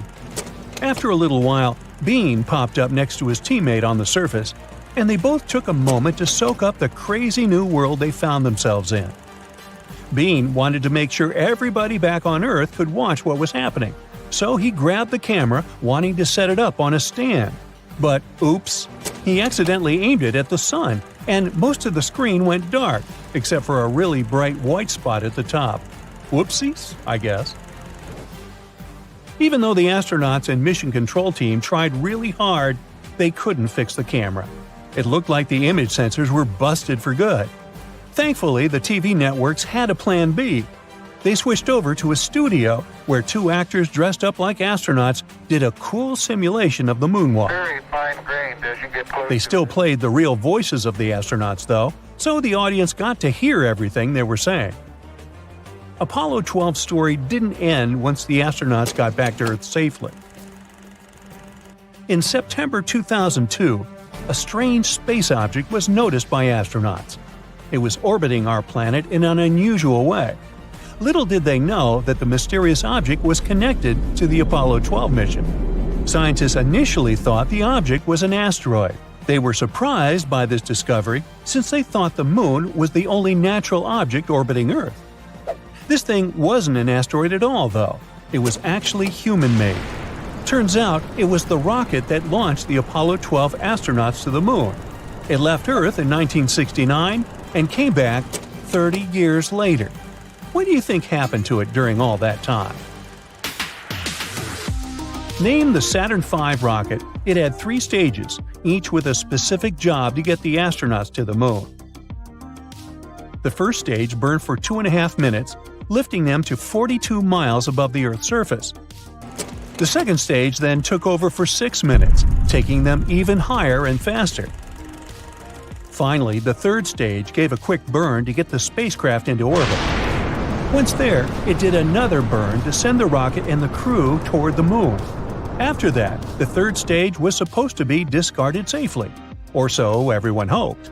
During the Apollo 12 mission, though, things didn't go quite to plan with the discarded part. In order to ditch Apollo 12's third stage, NASA had to program it to have a special path to meet up with the moon. But their first calculations would have led the third stage of the rocket to the wrong side of the moon. So they had to adjust the target and the speed. Luckily, the third stage had these cool little thrusters that helped it turn around. Even though specialists had to adjust their plan, it didn't waste much energy since it was done in advance. By the time they let that third portion of the rocket go, the team had been going super fast. To make sure the part went to the right spot, they just had to slow it down a bit. Easy peasy, you might think. Yet again, things didn't go exactly as planned. In reality, NASA had a little mishap with their tracking system when they sent this rocket. It turns out the system was a bit off, which caused them to slow down the rocket too much and overcorrect it by just 25 miles per hour. This small mistake ended up affecting the rocket's initial trajectory. At one point, it even reached Lagrange point 1, which is a special point in space where the gravitational forces of Earth and the Sun balance out. The plan for this third part of the rocket was to send it on a trajectory beyond our planet, making it orbit the Sun. It would have been our safest bet, ensuring it wouldn't affect future missions to the Moon by accidentally bumping into other spacecraft. But because of the miscalculations, this unlucky piece still ended up traveling around the Sun, but in a wacky pattern on the inside of Earth's own orbit around the star. It took 30 years for this unusual object to be dragged back to our planet's orbit by coming across it at the Lagrange point 1 again finally. Once it reached this point, it began to spin around Earth in a very unusual pattern. To eventually identify the rocket, scientists performed spectroscopy. This method allowed them to identify what sorts of materials were inside the object. In short, they were able to figure out the composition of the rocket by studying the way it reflected light. It didn't take long before they figured out that what they were looking at was a special kind of white paint that was used for coating NASA rockets. The Royal Mail Ship, or RMS Titanic, easily the most famous steamship in history, was once the symbol of luxury and dreams that promised to come true. It took 3 years and 3,000 people to construct it.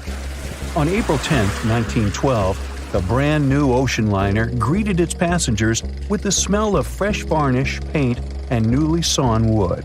Back then, they still used lead for the production of paint and linseed oil as a binder, so that smell must have been powerful. When it was fully operational, the giant vessel consumed around 850 tons of coal per day, and the passengers would also smell its fumes. Another odor that must have filled the Titanic's decks, at least the first-class ones, was the new scent by the famous French perfume house Guerlain. It was released earlier in the same year and quickly became a hit with the well-off ladies. The perfume that you can still buy today is a mix of violets and iris with creamy vanilla. On the dramatic evening of April 14th, when Titanic only had hours to live, the unknowing waiters were serving oysters, lamb and mint sauce, roast duck with applesauce, and other delicacies to their first-class guests. The second class was filled with the smells of curried chicken, spring lamb, and roast turkey. Third-class passengers had simple gruel and biscuits that night. At 11 p.m., as the ship got dangerously close to the iceberg, the new smell added to the mix. It was a mineral odor with metallic notes. If you have ice in your fridge, you must have noticed it takes the smell of neighboring foods. The same happens to icebergs. They take on the odors of sea animals and maintain the chemical composition of the water that they're made of. If more people had known about the meaning of this particular metallic smell, they probably still wouldn't have saved the ship. But the number of people that managed to escape to safety could have been larger. Speaking of smells, in case you've ever wondered what space smells like but aren't planning to become an astronaut anytime soon, listen up. You can try out Ode to Space, an aroma that was designed by NASA decades ago. The idea of the perfume was to help astronauts prepare for their encounters with space at all levels during their training. But hold on a second, space is a vacuum, so it technically shouldn't have any smell. Yet, astronauts who have been out there remembered it as a pleasant metallic odor, something like the smell of welding fumes or burnt gunpowder. they could smell it on their spacesuits after coming back into their spacecraft. We can also guess what other planets smell like based on what their atmospheres are made of.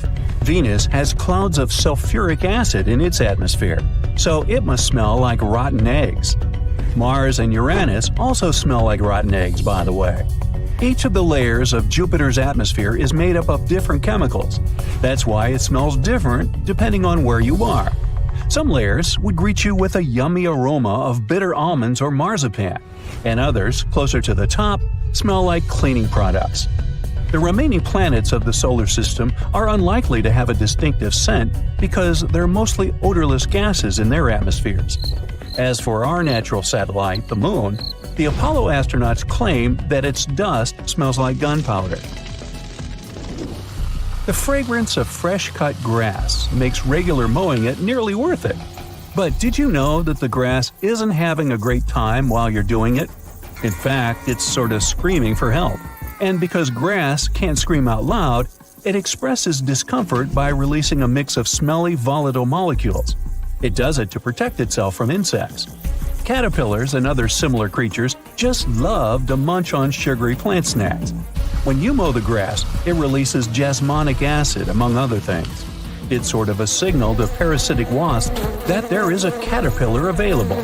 These creatures deal with the grass's offenders, and it can keep growing happily ever after.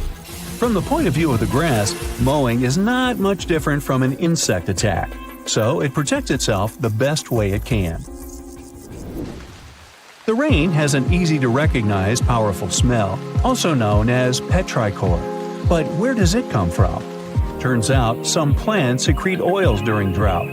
The rocks and soil accumulate those oils compounds, and when the raindrops hit, they mix with water and release into the air. Sometimes these oils combine with chemicals produced by bacteria living in the soil. The result of this cooperation is a musky odor you can smell in the woods or in your garden when you turn over the wet soil. Ozone also adds to the smell of rain, especially after thunderstorms. It happens when a lightning bolt's electrical charge splits oxygen and nitrogen molecules in the atmosphere, and they later recombine into ozone. One theory says we enjoy the aroma of rain so much because it's imprinted in our brains. Different cultures have always associated rain with something positive, and we could have inherited that perception. Now, chocolate fans, of which I am one, this is for you. There are flowers that smell exactly like your favorite tree. It's a product of a tropical plant, after all, and since it's impossible to recreate the exact magical scent chocolate has in a perfume, you can plant some chocolate flowers, also known as the green eye lyra leaves, in your garden. These flowers look like daisies with yellow petals around a deep red center. When you pick its petals, the flower releases the delicious smell we all love so much. The leaves and branches of the plant also have the same fragrance. Now, in case I got you interested, you can find the flower in dry soils of Arizona, Texas, Colorado, and other states with similar climates. It blooms all year, and the aroma is strongest on warm days. The bear cat, also known as the biturong, does not only look super cute, but also smells like buttered popcorn. Biturongs prefer to stay alone and use their aroma to mark their territory and find potential partners when they have to. Scientists tried to figure out the secret of their unusual smell and suggested it could come from secretions from the scent glands under the animal's tail. Further research showed that the popcorn smell comes from the bear cat's urine. After the animal answers nature's call, it leaves a scent trail in the trees with its tail that often gets soaked. But if the real popcorn only releases its amazing smell when it's popping under heat, how do bear cats manage to do it without a microwave? Well, the answer could be in their diet, or more likely, in the bacteria that come in contact with the animal's natural fluid.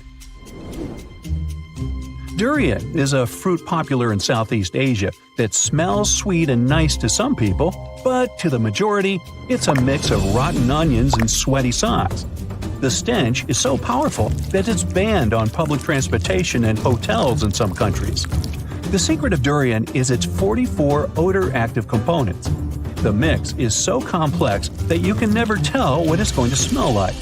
And despite that horrible smell, durian is considered a delicacy. and is used to make mostly sweet dishes like cakes and candy.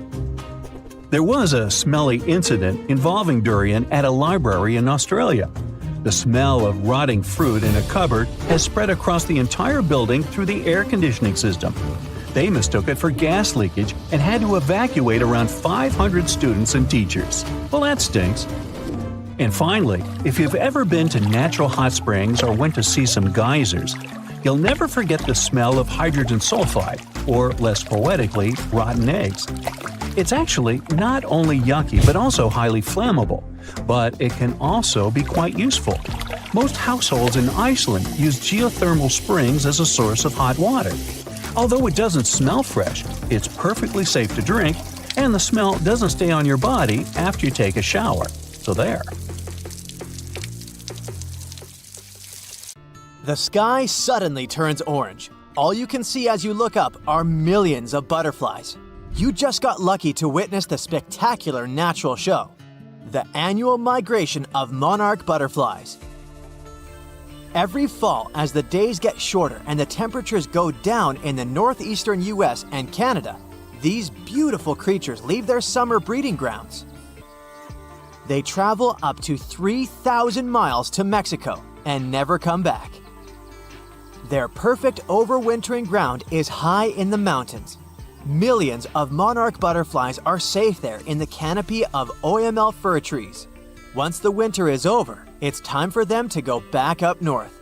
They make a stopover around Texas to mate and lay eggs on milkweed plants. A few days later, these eggs turn into caterpillars that feed on the plant until they transform into grown-up butterflies. Now, it's their turn to continue the journey up north until they find a new breeding ground. This way, generations keep changing en route, and it may take up to 5 of them to get to the final destination back in Canada. It's a natural mystery how the butterflies traveling south live up to 8 months traveling with the air currents. The same species going back completes its life cycle in 5 to 7 weeks. Scientists still don't know why the monarchs migrate and how they find their way. It could be connected with the blooming of milkweed plants, their primary food source. They probably find their way around based on the position of the sun.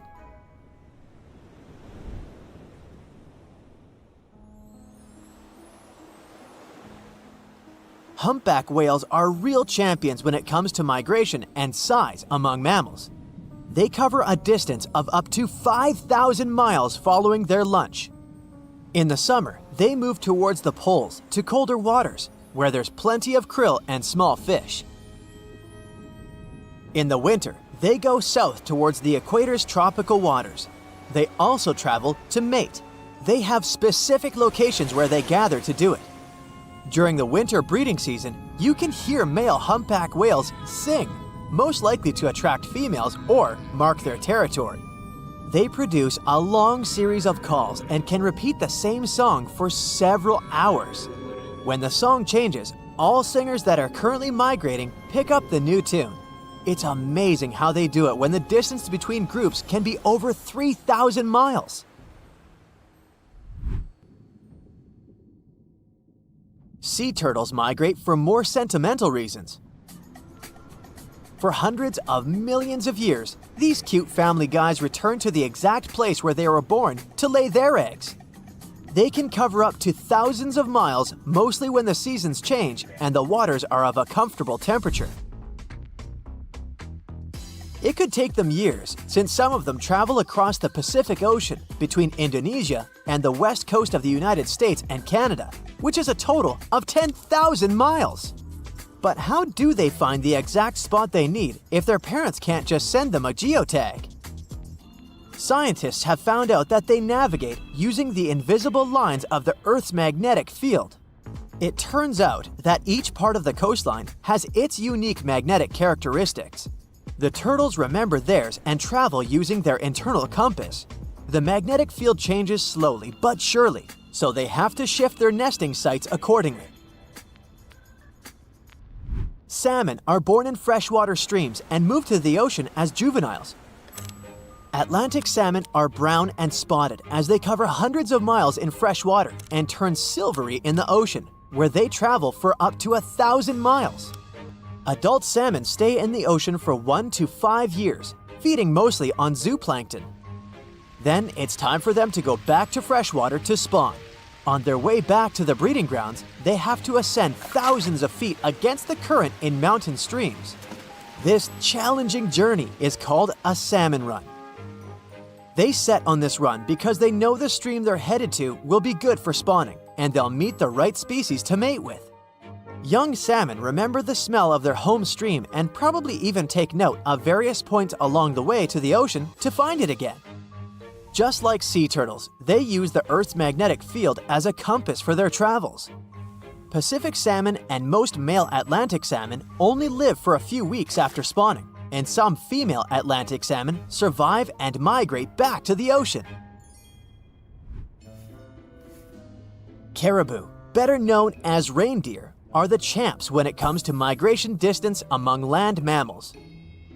Every spring, they cover a distance of around 400 miles in Alaska, from their winter to their summer feeding grounds. Individuals cover up to 3,000 miles, but herd migration is way more spectacular. The largest herd has at least 260,000 members, and its migration territory covers an area larger than California. Scientists put radio tracker collars on some herd members and take thousands of photos to count them all. This census is organized every 3 years in good weather conditions to see if the population figures are rising or falling and track their migration patterns.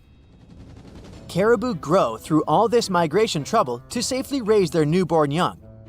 They reach remote grounds where golden eagles, wolves, and grizzly bears won't bother the youngsters during their first, most vulnerable days. Another good excuse to hit the road up north for them is to save themselves from mosquitoes, which would be a huge problem in warmer months. Plus, they get fresh seasonal foods from the areas they stay in. Their migration helps fertilize the grounds they pass by, which means the tundra should thank them for regenerating and protecting its grasslands. Wildebeest, also known as gnus, are relatives of antelopes and gazelles. They spend most of their lives in the Serengeti plains of southeastern Africa, grazing on the grassy savannas. Every year at the end of the rainy season, normally in May or June, millions of wildebeest head northwest in search of greener pastures, and then back again. This migration is so spectacular that it's considered one of the 7 wonders of the natural world. Sadly, not all wildebeest make it to their final destination, as they have to cross rivers full of giant crocodiles and pass by hungry lions and other predators.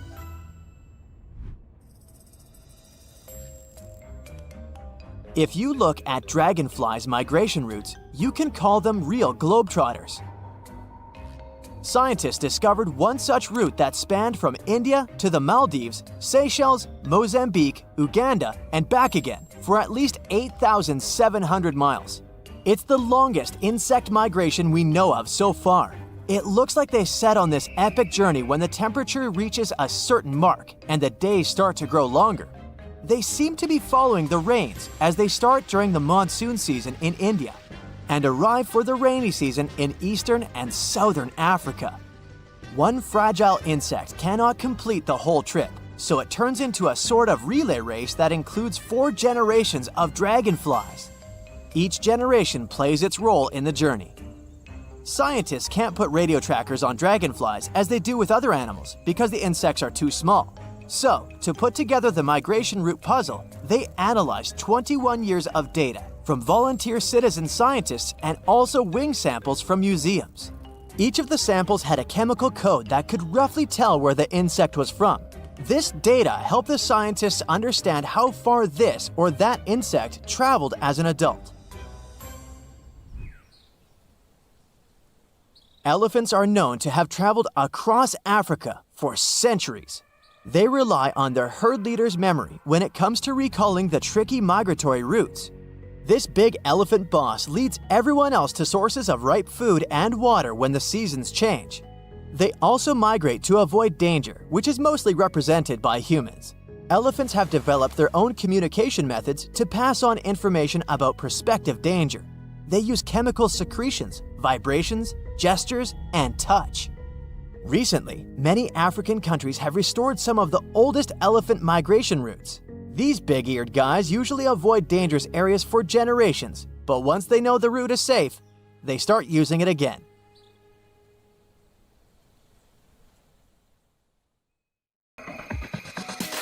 Let's test to see how many spiral-shaped objects you can find around you right now. I'll bet there's more than you think.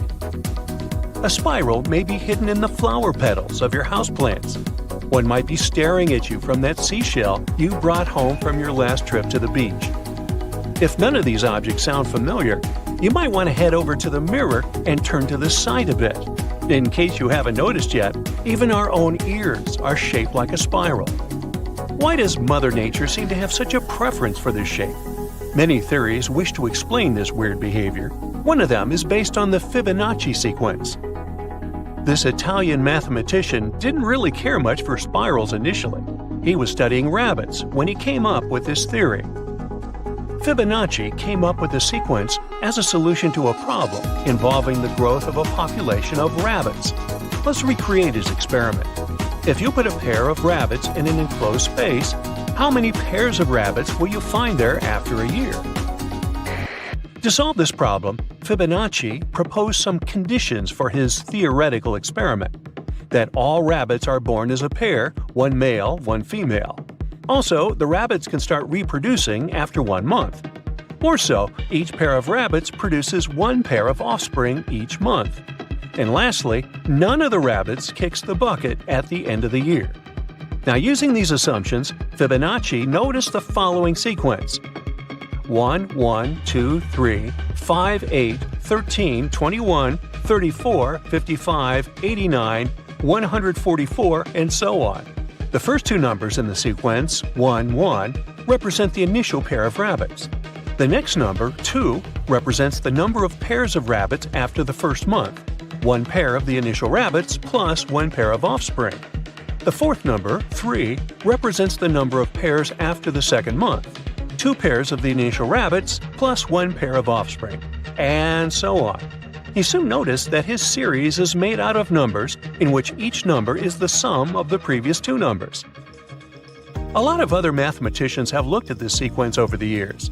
They were soon surprised to discover that this system was found in many natural structures, such as the arrangement of leaves on a stem and the arrangements of seeds on a sunflower. If you don't understand why it is so, then grab a piece of paper and a pen. Together, let's try to draw the Fibonacci spiral. You'll have to start with a small circle at the center of your page and then draw larger circles around it without lifting the pen from the paper, using the numbers from the Fibonacci sequence. For example, the first circle is 0 units wide, the second circle is 1 unit wide, the third circle is 1 unit wide, and so on. As you keep adding more circles, they will fit together perfectly to form a spiral shape. The spiral gets bigger and bigger, but it always follows the same pattern based on the Fibonacci sequence. Another famous spiralist was a man named James Bell Pettigrew.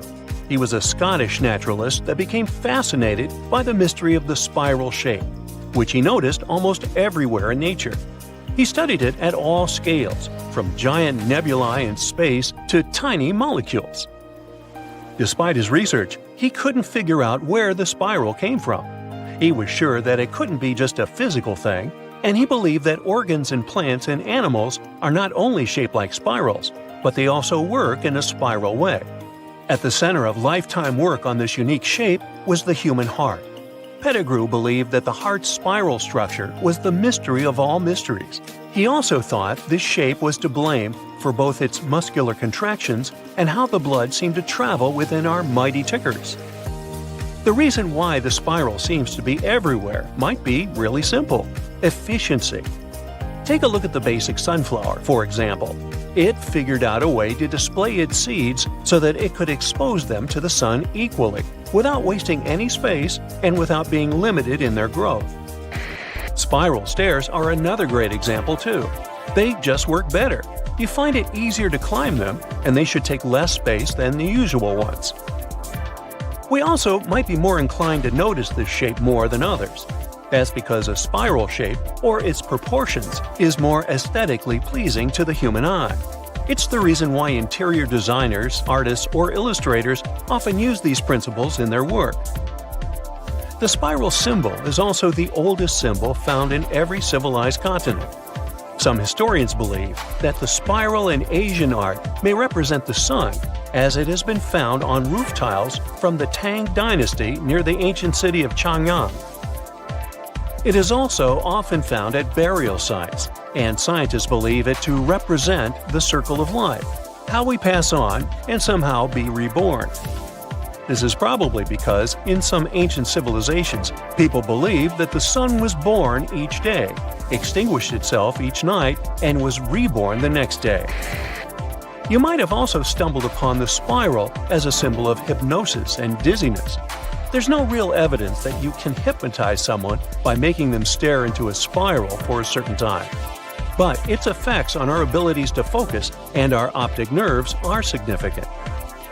After you've stared at a spinning spiral for quite some time, you'll notice how objects either get smaller or bigger, depending on the direction of the spiral. It's easy to understand why some experience the sensation as hypnotizing. One of the most distinctive features of DNA is its spiral shape. It's also called a double helix. The double helix is formed when two strands of DNA twist around each other, like a ladder being twisted into a spiral shape. This spiral shape is important for many reasons. First, the spiral shape allows DNA to be compact and efficient. The double helix can pack a lot of genetic information into a small space, making it possible for cells to store vast amounts of genetic material in a small area. Second, the spiral shape allows DNA to be flexible and respond to changes in our environment. Because the double helix is made up of two strands that can move relative to each other, our DNA can change its shape. Finally, the spiral shape of DNA allows it to interact with other molecules in the cell. Now, let's look at the big picture. The biggest of them all, that of the galaxies found in our universe. They're also shaped like a spiral due to their rotation and the presence of dark matter. As the galaxy spins, the stars and gas clouds within the galaxy move in a circular direction around its center. This movement creates a spiral shape as the stars and gas clouds are drawn toward the center of the whole system. Additionally, the presence of dark matter, which is a type of matter that does not interact with light, creates gravitational forces that help to shape the galaxy into a spiral. But you don't need to look that far to understand why spirals are important. Your handy corkscrew is shaped like a spiral too, because it makes it easier for you to open the wine bottle. That screw you drilled into the wall to hang a picture, also a spiral. It helps it with some added grip and stability. Got a notebook on your desk? Those pages might be held together by a spiraled wire. It makes it easier for you to browse the notebook without damaging the pages. Even your hair strands might have a curled shape. The curlier the hair, the drier it will be. It means it will get sebum from the scalp down on the strand slower, making it easier to maintain and clean. And before I spiral out of control, we're done here. It was the largest fish our Earth had ever seen, and its bite was strong enough to crush a car. The largest of its teeth found was the length of a remote control. It consumed about 2,500 pounds of food a day. That's like 3,300 cans of tuna for you. The earliest megalodon fossils are from about 20 million years ago. But you won't see its skeleton, and that's because the mighty Meg had no bones. A skeleton made from bones gives most animals their body shape and strength. Sharks, though, come from the same subclass as rays, skates, and sawfish and have cartilage instead of bones. Cartilage is a tissue that is softer and more flexible than bones, but it's still tough enough to shape the body and protect the internal organs. Some areas are more flexible, since cartilage is weaker, and some, like the shark's head, are much tougher, thanks to calcified cartilage. Their snouts, though, are made of really soft and flexible cartilage to work like a bumper in case of a collision with some dangers. Who knows if they'd be able to do all this with a heavy skeleton? Plus, cartilage makes their jaws more flexible, and they can open their mouths much wider than they would with a jaw made of bone. Our hero, Meg, was no exception, and it had the strongest bite of all living creatures, which was also made possible by a skeleton made of cartilage. Sharks take full advantage of their cartilage. It helps them swim and turn fast while hunting. One drawback of this type of skeleton is that it was really tricky for scientists to establish the shape and size of Meg. Normally, they would do it using fossilized bone skeletons or their parts. With Meg, they had to guess based on the teeth they found and comparisons with living relatives. A more recent 3D computer model was based partially on scans of a preserved spine discovered in the 1860s. The model showed that Meg was bigger, faster, and even hungrier than scientists had previously thought. Looks like an average megalodon was 52 feet long. That's slightly bigger than the height of the Hollywood sign and weighed 10 times as heavy as an elephant. There were also much bigger creatures. Scientists still aren't sure how the megalodon got this size. The fact that there were bigger and smaller Megs probably has to do with a little something called Bergmann's rule. It says that the temperature of the surrounding environment affects the animal's body size because they either need to conserve or shed heat. The megalodons that reached cooler waters probably needed more body weight to make sure they survived in low temperatures. Those living in warmer waters had to be smaller to avoid burning up. If the researchers were correct in their calculations, it also means that Meg reached a cruising speed of over 3 miles per hour, which is much faster than other sharks. The still-living great white shark can cover a distance of nearly 7,000 miles without stopping, which is 9/10 as long as the diameter of Earth. It looks like the megalodon could have gone much further. Megalodons managed to survive on our planet for nearly 70 times longer than humans have. They were roaming the oceans for around 20 million years, and you could see them pretty much anywhere except near the poles. Scientists discovered the most northern fossils off the coast of Denmark and the most southern in New Zealand. The reason why there were no megalodon teeth found in Antarctica is most likely that these adapted to only warm tropical and subtropical waters. The younger ones like to keep to the shores, while full-grown adults preferred coastal areas, but they could easily move into the open ocean as well. When our planet went through a period of global cooling and drying, and the seas began to freeze around 3.6 million years ago, there was less and less room for Meg to thrive. Much of their prey, like smaller whales, seals, and sea turtles, disappeared or relocated to waters that were too cold for our hero. And at the same time, the number of its natural competitors, like smaller predatory sharks, like the great white shark, and whales, increased. This shifting food chain dynamics could have been even more dangerous for the Meg than the cold ocean water. You're used to seeing them on the big screen as heartless monsters, but these huge sharks were actually loving and caring family guys. Scientists discovered several megalodon nursery areas in Florida, Maryland, Panama, and off the coast of Spain. It looks like they gave birth to their young in shallow water environments. Then, little Megs would stay there with adults protecting and raising them until they were ready to fight off predators. The mighty Meg had 276 teeth in 5 rows in its mouth. Similar to other sharks, it was fast in replacing its worn-out or lost teeth. With 4 or 5 rows of teeth in its mouth, it basically acted like a conveyor belt, able to grow back damaged or missing teeth. This means that an adult megalodon probably would have grown several thousand teeth throughout its lifetime. Although the great white shark is often mentioned as Meg's closest relative, they'd hardly be distant cousins. The ancestors of today's great white existed at the same time as the Meg, but they weren't best friends and even rivaled each other. The great white shark wouldn't win in a head-to-head fight with a Meg, but it was a better hunter using its smaller size and agility to snap up the giant's prey quickly. This only left the bigger fish and whales for the Meg, but its food supplies began to run out as the whales swam to the cooler new seas. Rather than a great white, the megalodon is more like a modern bull shark. It had a short snout, a flat lower jaw, and huge pectoral fins to support its massive weight and size. We also speak of Meg as an extinct giant. But can we be 100% sure it isn't hiding somewhere as we speak? After all, we've only explored 5% of our oceans altogether.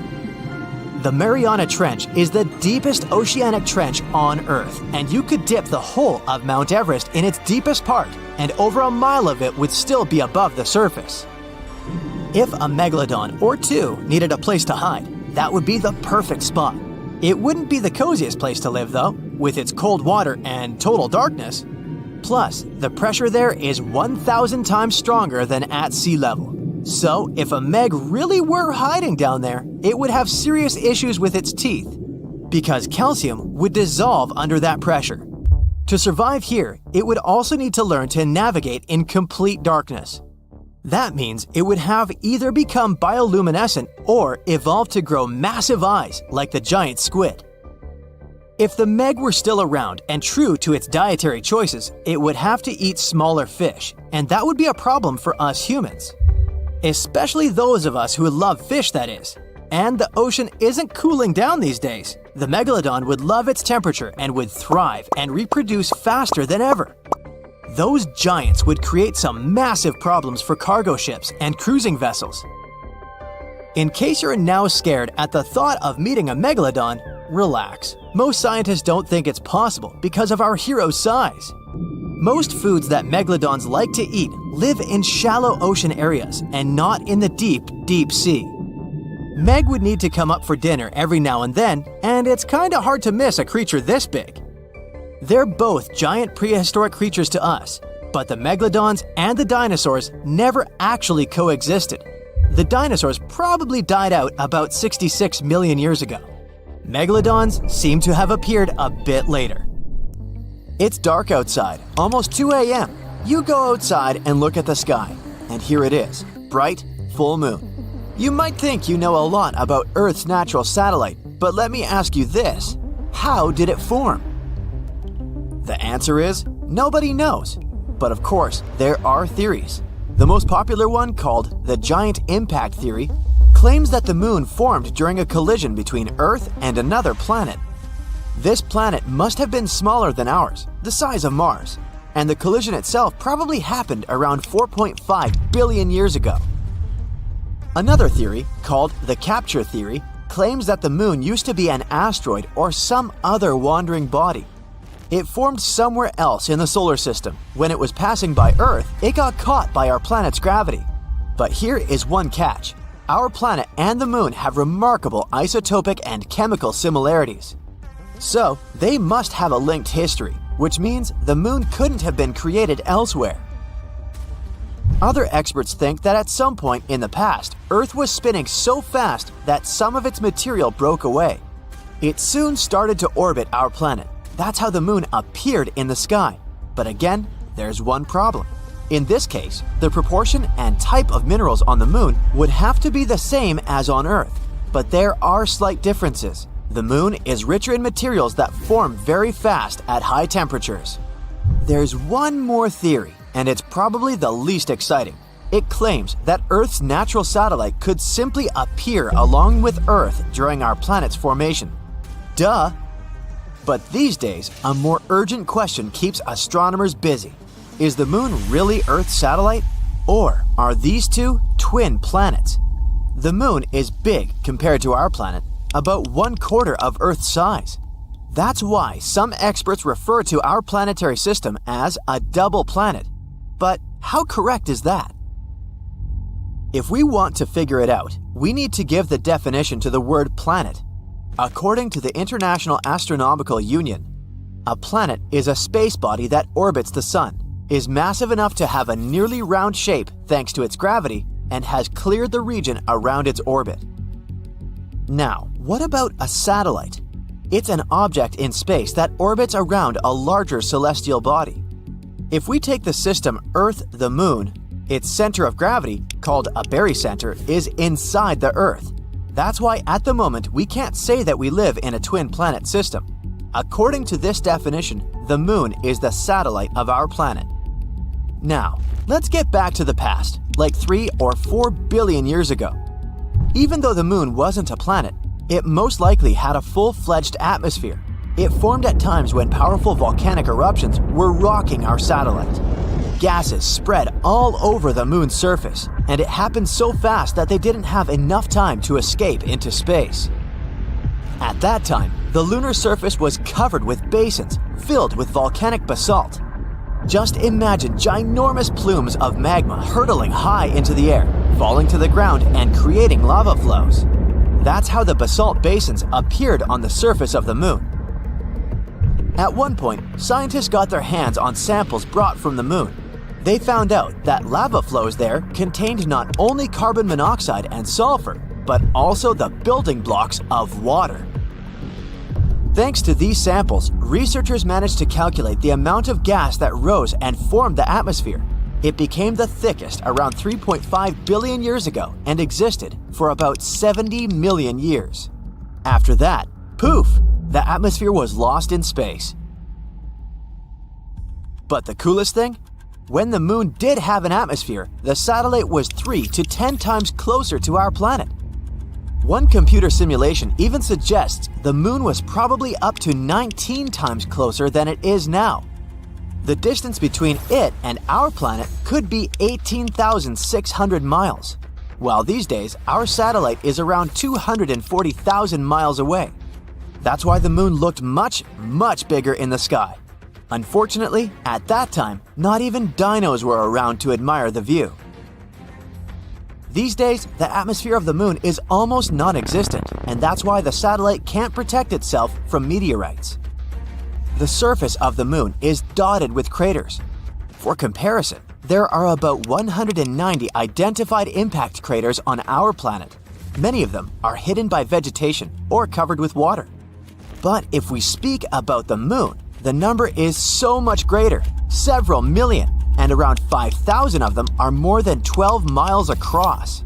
And since the moon is less seismically active than Earth, these craters and other ancient formations stay in perfect condition for centuries. When you look at the moon, it's the brightest object in the night sky.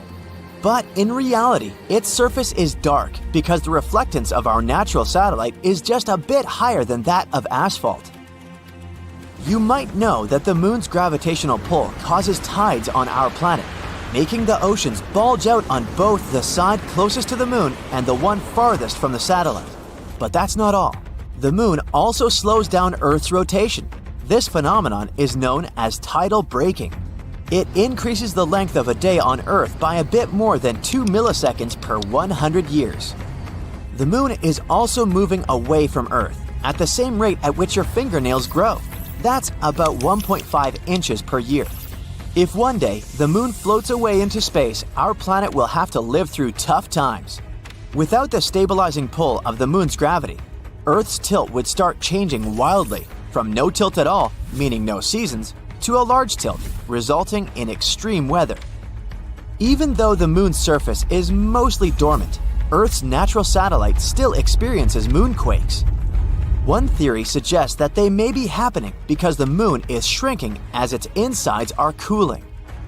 Scientists say that the moon has become around 150 feet skinnier than it used to be several hundred million years ago.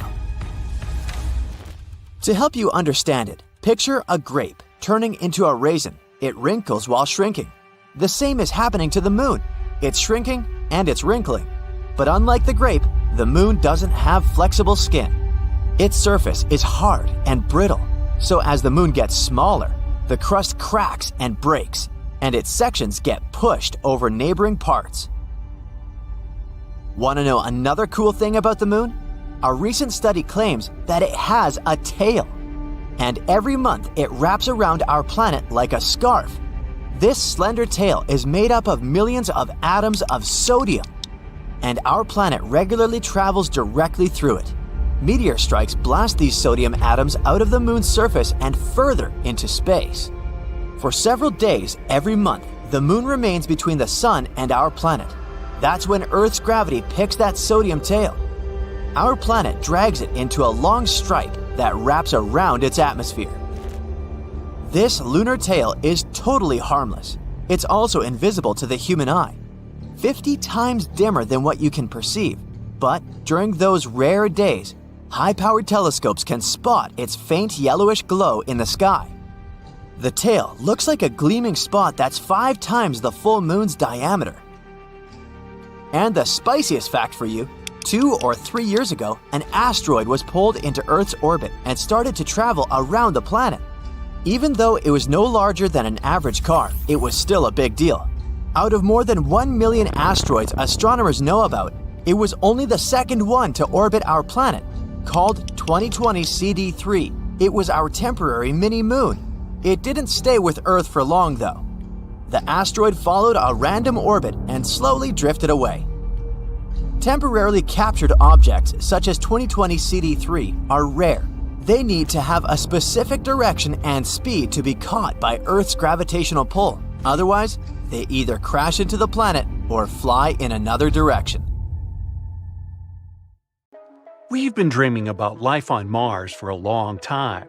Not only about growing potatoes there in the future, but also about all the potatoes that could have been there in the past. Has there ever been life on Mars? Recently, scientists have found something that could be evidence of that. Let's find out what happened. Mars is the 4th planet from the Sun. A human hasn't set foot on Mars yet, but robots have set their wheels. The first spacecraft that visited the Red Planet were NASA Viking landers. They flew there back in 1976 and sent us a lot of interesting data. Back then, we didn't know anything about Mars. To us, it looked like a cold, lifeless desert. But since we're so similar, scientists began to wonder, has it always been like this? Or is it possible that once Mars used to be thriving and full of life? And in 2022, NASA's Mars rover Perseverance found something that could shed a light on this mystery. But first of all, what is Perseverance? Scientists have suggested that if there was life on Mars once, it's unlikely that it could simply disappear without a trace.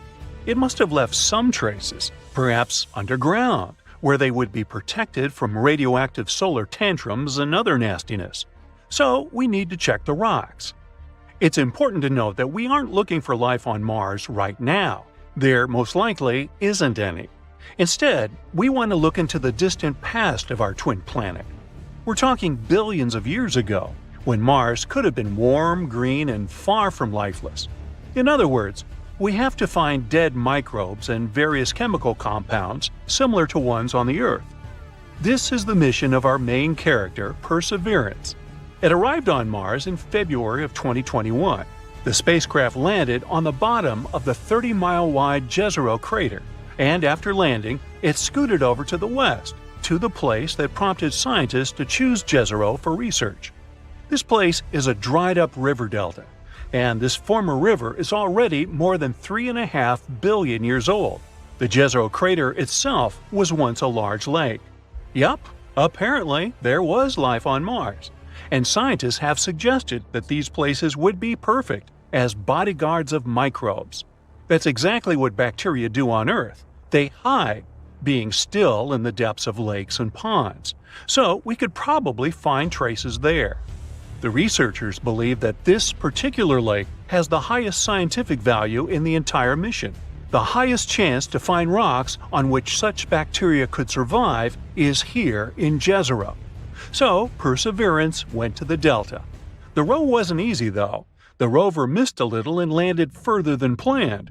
As one famous movie said, "This little maneuver's going to cost us 51 years." Fortunately, Perseverance took only 1 year, and on the way, it was able to explore Jezero a little. The rover uses a complex built-in tool to explore the world. The tool is called Scanning Habitable Environments with Raman and Luminescence for Organics and Chemicals, or just SHERLOC. Boy, NASA sure loves its acronyms. As the device approached the delta, the signal of organic molecules became stronger. Soon, these signals were everywhere, and besides, they were the brightest that the scientists have ever seen. What does it mean? Elementary, my dear Watson. You know, Sherlock. It's time to dig. Since July 2021, Perseverance has drilled and collected 4 thin cores of sedimentary rock. The total number of collected rocks at the moment is 12. This is the first time in history that we're collecting something like this on another planet. These 4 cores were found on 2 rocks called Skinner Ridge and Wildcat Ridge. The first pair of cores, the ones from the Skinner Ridge, don't seem very interesting at first glance. They're quite close to what we can find in many places on Earth. However, if we look at them closer, we'll see that they're dotted with round grains of some dark material. These dark grains could have once been deposited on them by an ancient river, the same one that flowed into Jezero. It's possible that the river brought them from places hundreds of miles away from Jezero, and that's pretty cool. If we study these cores, we'll be able to learn even more about the far corners of Mars. Well, there are no corners on it, but you get the idea. Then, in April 2022, Perseverance did arrive at the delta, and then scientists finally found what they were looking for. The discovery, to put it mildly, excited them. They found 2 more cores, which held organic substances. This pair was taken from the Wildcat Ridge. It's found very close to the Skinner Ridge, but the 2 rocks are quite different from each other. These samples are lighter in color and more uniform. Most likely, they're mudstone, an unusual rock similar to clay, but harder and unable to absorb water. They're also finer grained than the cores of the Skinner Ridge. Why does it matter? Because the finer the grains in the stone, the more likely it is that there may be some traces of a past life in it. On Earth, fine-grained stones most often lie on the bottoms of ponds and in similar places. There, they can preserve the remains of dead organisms and similar stuff for years. And this is exactly what we found on them.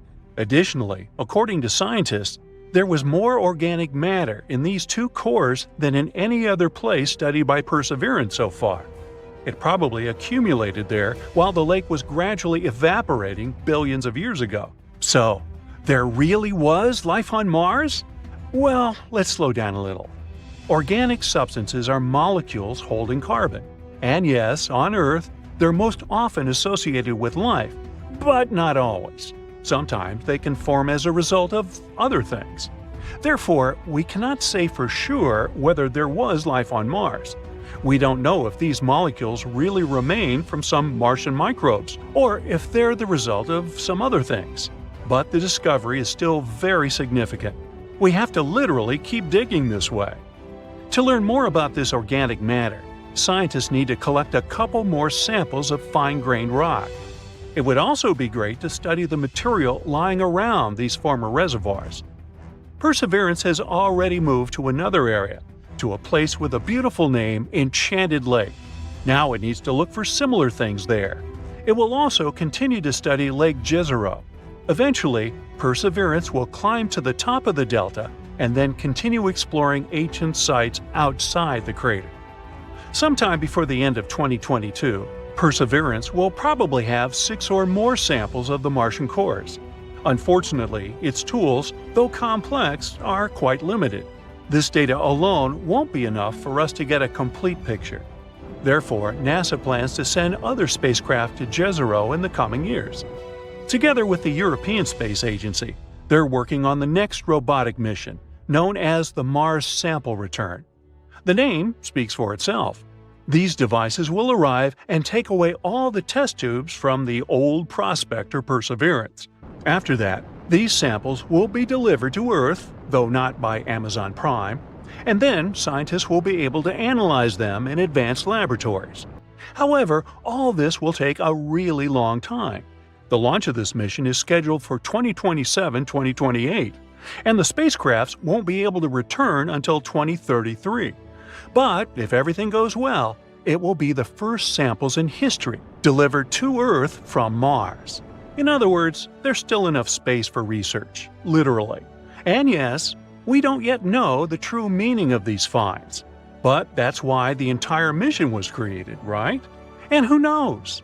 Maybe in a few years we'll finally find out the truth about what happened on Mars billions of years ago. Ooh, check out The Martian! Made you look. Look.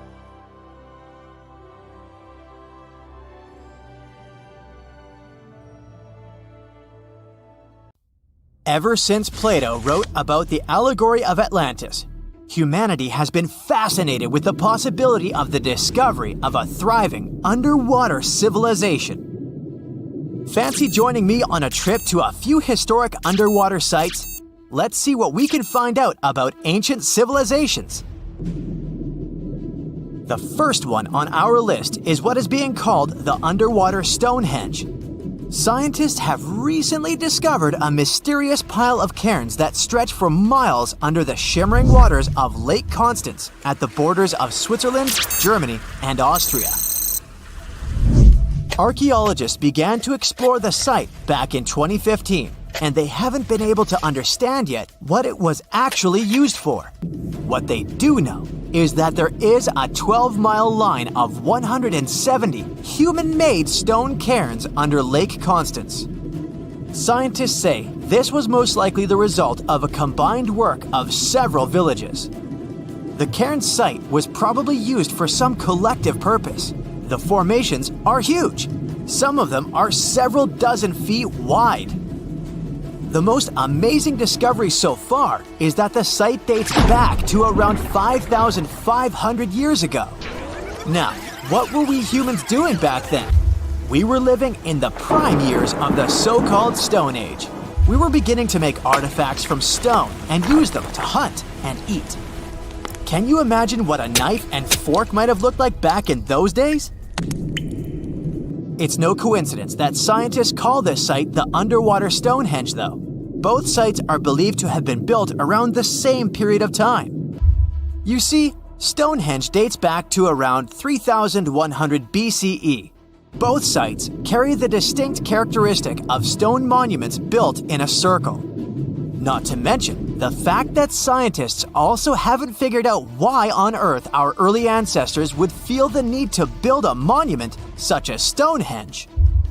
Well, the mystery of Lake Constance hasn't been solved yet. Who were the Neolithic people from this area? And for what purpose did they go through such an amount of work and effort to build this huge stone site? Next, we're taking you on a tour of the Ryukyu Islands just off the coast of Japan. You're diving deep down to an archaeological site. But I should warn you, the waters of the Pacific Ocean are far from smooth. It doesn't take long before you see a huge structure, thanks to the sunlight shining down on the seabed. At first, it looks like Machu Picchu's ruins located across the globe in Peru. As you approach the site, you slowly figure out its forms. A pyramid-shaped structure, arches, staircases. It's something that could have easily been a palace or a castle. Could this be a sign of human activity? What you've just seen is known today as the Yonaguni Monument. It also goes by the name of Japan's Atlantis. The entire monument is about the size of 5 soccer fields and the height of a 5-story building. Its most surprising feature is its expanse of terraces. Explorers and scientists believe that Yonaguni might be 10,000 years old. But whether it's a human-made structure or a natural formation is still under debate. For Japan's top marine geologist, Professor Masaki Kimura, Yonaguni is the heritage of a lost civilization. Kimura has dived to the bottom of the ocean to explore the ruins over 100 times over the past 10 years. According to him, there are clear signs of human activity down there. On the monument's surface, there is a triangle-shaped concave that is a historical symbol of water fountains in the region. There's also a giant turtle carved on the eastern side of the structure. And, according to Kimura, turtles have an important cultural meaning. Several pieces of stone tools have been recovered from the site. Their estimated age is around 10,000 years. However, not all scientists support this theory. For many, Yonaguni is the result of thousands of years of erosion. The fact that the monument is composed of one massive rock leads them to believe it's not human-made. The defined edges and flat surfaces resemble a natural formation in Northern Ireland, known as the Giant's Causeway.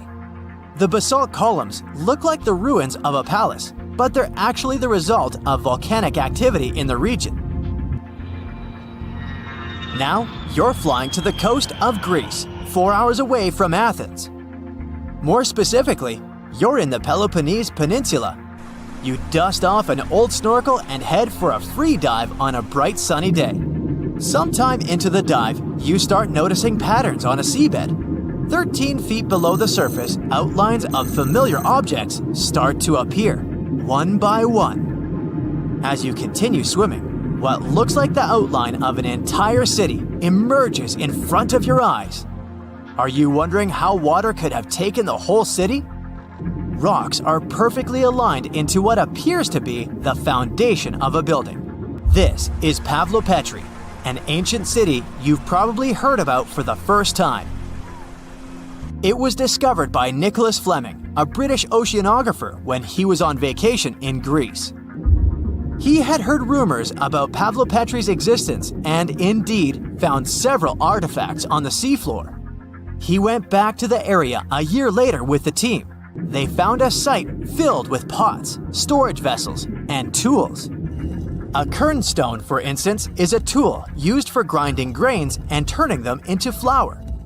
Multiple amphoras indicate that this settlement dates back to the Bronze Age, 5,500 years ago, when people started living in towns. The settlement is believed to have existed for over 2,400 years.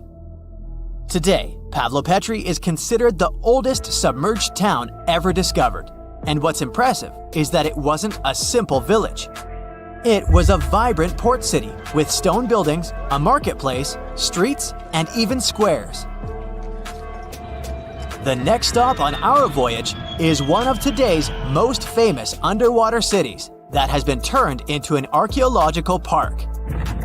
The city of Port Royal in Jamaica exists only below the surface, but in 1692 it was one of the wealthiest cities in the Western Hemisphere. Port Royal was the center of the British Empire at the time and an important trade city that attracted people from all over the region. It was also home to real-life pirates of the Caribbean. On the morning of June 7, 1692, the people of Port Royal met a different fate than they had probably expected. The city woke up shaking. People were thrown out of their beds by the power of a massive earthquake, ranking 7.5 on a Richter scale. One survivor said he had seen Earth opening up and swallowing the whole town. What he said could be true, as the city was mainly built on sand. The ground swallowed buildings, roads, you name it. Geysers erupted, and finally, waves as big as 10-story buildings hit the city. About 33 acres of the city disappeared under the water. Amazingly, most of its 17th century remains are still in good condition under 40 feet of water. Archaeologists have found taverns, storage rooms, kitchens, and recreational buildings used for diverse purposes. You can also see a grand lion statue, a submerged bridge, and many picturesque arches. Of course, I saved the best for last: India. Just off its coast lies another sunken marvel. A site known as the Lost City of Cambay is located in the Gulf with a similar name. It remained undiscovered until 2001, when the National Institute of Ocean Technology made a routine water assessment. With the help of sonar technology, which sends a wave sound to the bottom of the sea, they found something far beneath the surface. Images showed well-defined geometric shapes spread along a 5-mile stretch. The remains date to more than 9,500 years ago, meaning this civilization was lost at around the end of the Ice Age. Debris recovered from the site included construction material, pottery, beads, sculptures, and even bones. Scientists argue whether these artifacts are indeed from the site, but if they truly are, then the lost city of Cambay might be the oldest civilization in the world. The ancient city of Taposiris Magna is hidden on the northern coast of Egypt.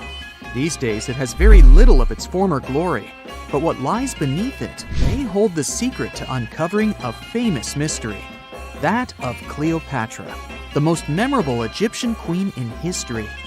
The recently discovered tunnel is also known as a geometric miracle for its time. Excavations have uncovered a 43-foot-long structure below the ground, which is partially submerged in water. Its shape and construction technique are similar to that of the Eupalinos Tunnel, another amazing ancient discovery. This one is located in Greece and was built by excavating simultaneously from 2 points, aiming to have them meet in the middle. The use of math and geometry to make this construction was astonishingly precise for those days, more so since it was built near a mountain. Archaeologists that have been working on the Taposiris Magna site since 2004 believe this tunnel may lead to the lost tomb of Cleopatra. The clues they found so far seem to back up this theory. For starters, the city and its temple were built by one of Cleopatra's ancestors, Ptolemy II. All the architecture seems to indicate it was dedicated to the ancient spirit Osiris and his queen Isis. Throughout her reign, Cleopatra did try to associate herself with Isis, so it may be no surprise she chose this location as her final resting place. Scientists have yet to pinpoint Cleopatra's tomb, but research continues with the help of modern technology. To study this location better, archaeologists have even used a special device called ground-penetrating radar. This tool allows us to analyze what lies beneath the ground without being intrusive. Since this tunnel is so old, research needs to be done very delicately. Seeing pictures of what's underground before you start digging is incredibly useful and has been done here since 2011. Finally discovering Cleopatra's tomb may help us piece together her story, especially what might have happened during the last portion of her life, which is still surrounded by mystery. We still don't know the exact cause of her passing. Some believe she may have let herself be bitten by a poisonous Egyptian cobra. Others have suggested that she was well accustomed to toxic substances, even hiding some in her hairbrush in case she ever needed it. But that's not to say she chose to use it on herself. We do have a lot of other interesting information on Cleopatra that's equally as impressive, like the fact that she had a stylist. Most of the images you've seen depicting this famous queen show her wearing black eyeliner. This look was put together by Airas, a woman known to have been her personal beautician. She traced the long line from her eyes to her temples, a makeup technique still used today to enhance the eyes. Airas was an important figure throughout Cleopatra's life, known also as her confidant and close friend. There are even theories that suggest Airas was there by her side when she passed away. Despite her well-thought-out looks, Cleopatra wasn't as pretty as she's described. Or at least, that's what recent research has pointed out. Sure, if we look at movies and modern imagery, she's depicted as this incredibly beautiful woman with symmetrical and delicate features. However, if we look at coins showcasing her image from back in the day, her looks are rather average. Her image on the coins might have been adjusted, too, to make the queen look stronger in the eyes of her people.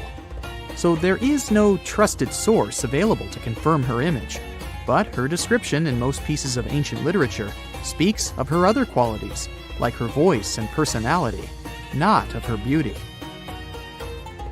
Cleopatra might have been the most famous Egyptian queen to this day, but she wasn't the first choice. She did have an older sister, Berenice, that was initially supposed to take the throne. Berenice passed away before she could do that, so Cleopatra took on the role and began investing in her education. She traveled throughout the country quite frequently, so she could become accustomed to her people and their needs. She was only 18 when the responsibilities were passed down to her, and immediately gained popularity because of her intelligence and education. Her taste in literature was quite good too. She was known to be a fan of Homer, the famed Greek philosopher and poet. Cleopatra loved to write as much as she loved to read. There are even claims that she wrote a book on medicine and cosmetics, but we have no evidence to this day that such work ever existed. Part of being a great leader back then meant you had to speak multiple languages. Cleopatra clearly understood that, and that's why she's rumored to have known many languages to varying degrees. Some archaeologists suggested she spoke Greek, Egyptian, and Ethiopian, as well as many Arabic dialects. She might have even spoken Latin, but there's little evidence to support this claim. She might not have had angelic looks, but Cleopatra was really careful with the way she looked, even with her diet. She was known to have enjoyed simple meals, including a variety of fish. Since she lived close to the Mediterranean Sea, it's really no surprise. As a treat, she liked to eat stuffed pigeons, which she also served to her guests. Other dishes on the menu included vegetables and fava bean soup. Fruits and nuts weren't missing from her diet either, and she was also a big fan of honey. Recently, a team of experts has even tried to recreate her famous perfume. Think of it like the ancient equivalent of Chanel No. 5. Cleopatra was known to be a fan of luxurious scents, which she believed could even influence how people treated her when they met. The basis of this scent is myrrh, a resin gathered from a local tree. Other ingredients added to the mixture were also found back in the day, like cardamom, olive oil, and cinnamon. The results may not be quite as delicate as the perfumes we know and use today. Its consistency was way thicker, and the scent lasted way longer. When she was at the height of her power, Cleopatra might have been the richest person in the world. Back in the day, she ruled over a territory that stretched across the Mediterranean, from modern-day Libya in the west through Egypt to Syria in the east. This is the largest territory ever ruled over by a woman. In today's currency, her worth might have been somewhere around $95 billion. The calendars we use today may have been introduced by Cleopatra herself. She presented the idea of leap years and leap days to Caesar, the Roman emperor she was known to have been close with. Taking her advice, Caesar made these adjustments part of the official Roman calendar. The ancient Egyptians already knew the year was longer than precisely 365 days. They discovered this by studying the brightest star in the sky, called Sirius, and concluded that a year is actually 365 1/4 days long. It was Elizabeth Taylor that famously introduced Cleopatra to pop culture when she played her in the 1963 film bearing the same name. Up until that point, it was the most expensive film ever made.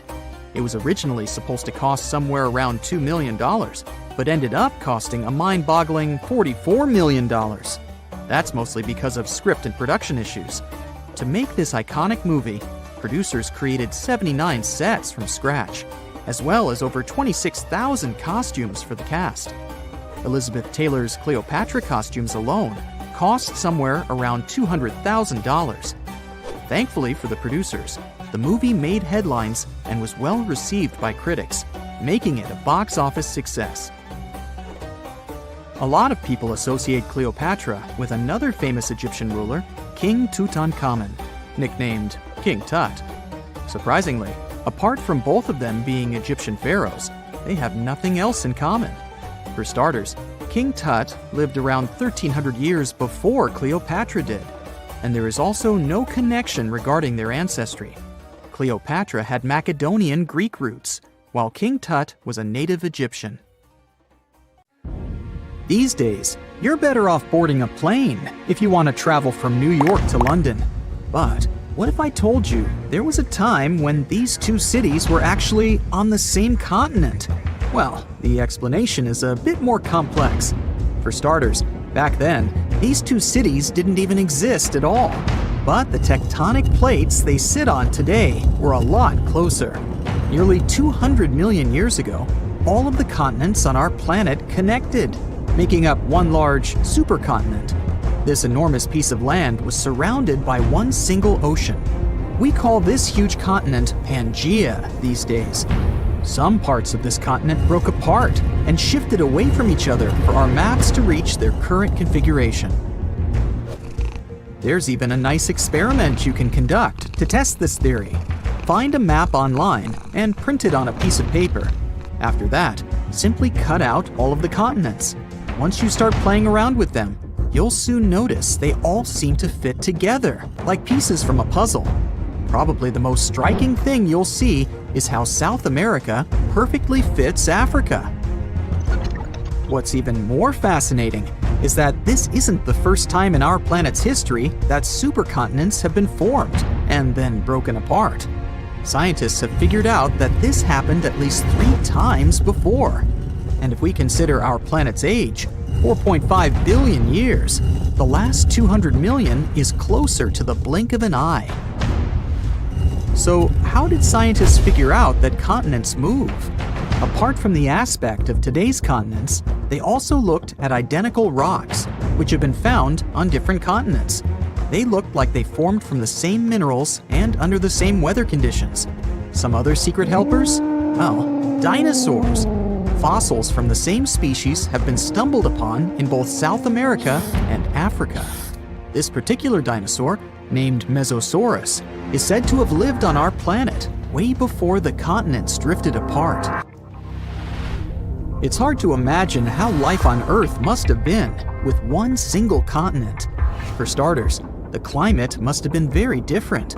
That's because the mid-portion of the land would have probably been bone dry, having little to no source of water. More so, it was most likely hidden away behind many mountain chains. These would have acted as a barrier against moisture and rainfall too. However, geologists have also studied coal deposits from the United States and Europe. These seem to show that at least a part of the ancient supercontinent, which was close to the equator, must have been an amazing tropical rainforest, just like those we can find in the Amazonian jungle today. Coal appears when remnants of plants and animals get stuck into swampy water. If enough pressure is applied by the water, the substance is first turned into peat, then into coal. Our planet existed in this continental configuration for over 100 million years, and during this time, there was a lot of life on Earth already thriving. Hey, it was a great time to be an insect. Critters like beetles and dragonflies flourished. During the same time period, the Earth was roamed by the predecessor of all mammals, the synapsid. Life in Pangaea was severely hit during one not-so-great period. It's believed that a comet or asteroid landed on the surface of the Earth about 251 million years ago. The asteroid or comet theory seems to fit pretty well, because 90% of all marine animals and 70% of the creatures living on land disappeared all of a sudden. The comet might not have been the only reason for the mass extinction. At the same time, there was also some important volcanic activity happening in northern Asia, which might have disrupted life on Earth. We may not notice it, but continents do continue moving as we speak. This configuration we now see with the help of satellite imagery will surely not be the last. Australia, for example, is slowly moving towards Asia. But the most important proof that our continents are still shifting is the eastern portion of Africa. This area is simply breaking off from the rest of the land. To witness this, you'll have to travel to one of the hottest places on our planet. But if you get to this piece of land on the eastern part of the African continent, you might sit on top of the exact spot that, soon enough, will be split in two by water. Underneath this region, 3 tectonic plates are slowly drifting apart. If the data is correct, in the far future, Africa will be split in 2, and between its 2 regions, a new ocean will arise. To support this theory, scientists have been closely studying a 35-mile-long crack in the Ethiopian desert for years. For this new ocean to form, it's estimated that 5 to 10 million years need to pass. Since our planet's crust is made out of multiple tectonic plates that are constantly moving, it's the perfect place to study this process. These plates are all irregularly shaped, and they are always mashing against, sliding under, or over each other. Those 3 tectonic plates found under the desert are also moving at different speeds. One of them, called the Arabian Plate, is sliding away from Africa at a speed of about 1 inch per year. The other 2 plates are moving a bit slower, somewhere between ½ an inch to 0.2 inches each year. More so, as these movements happen, material from deep inside Earth climbs to the surface and forms an oceanic crust at the edges. All this movement does make you wonder, how will the next supercontinent form, and when? So far, scientists came up with some possible configurations, each with its own name: Novo-Pangea, Pangea Ultima, or Amasia. All these predictions still vary, as we're not sure how and why continents really move over time. One clue may be actually looking at how Pangea separated in the first place. Regardless, it will take anywhere from 15 to 100 million years to see the next future continent, depending on each scenario. Novo-Pangea looks at the possibility in which present-day movements continue. In this scenario, the Atlantic Ocean will continue to expand, all the while making the Pacific smaller. The two American continents would first combine northward. Africa, Europe, and Asia will have already combined too, by the time they all meet together in one single huge piece of land. Another possible scenario is called Pangea Ultima. In this case, the Atlantic will slow down in its expansion and actually become a landlocked body of water. North America, Africa, Asia, and Europe would become somewhat parallel pieces of land, completely sewn together. Underneath them, South America, Antarctica, and Australia would complete the circle surrounding the North Atlantic. All the while, this piece of land would be surrounded by a large Pacific Ocean. Amasia looks at a scenario that's a bit difficult to understand and study at this point. Since several tectonic plates look like they are moving north, it might be possible that all continents, apart from Antarctica, will slide completely toward the North Pole. The climate would be a lot different and way colder. Both the Pacific and the Atlantic, in this scenario, would remain open bodies of water. Scientists believe this to be a real possibility because of some anomalies left by Pangea deep in the Earth's interior in the part called the mantle. Looking even further into our planet's future, it's estimated that in about 1 billion years, the luminosity of the sun will be somewhere around 10% higher. As such, the atmosphere on Earth will closely resemble that of a moist greenhouse. Because of the added heat, all the bodies of water on our planet will start to rapidly evaporate.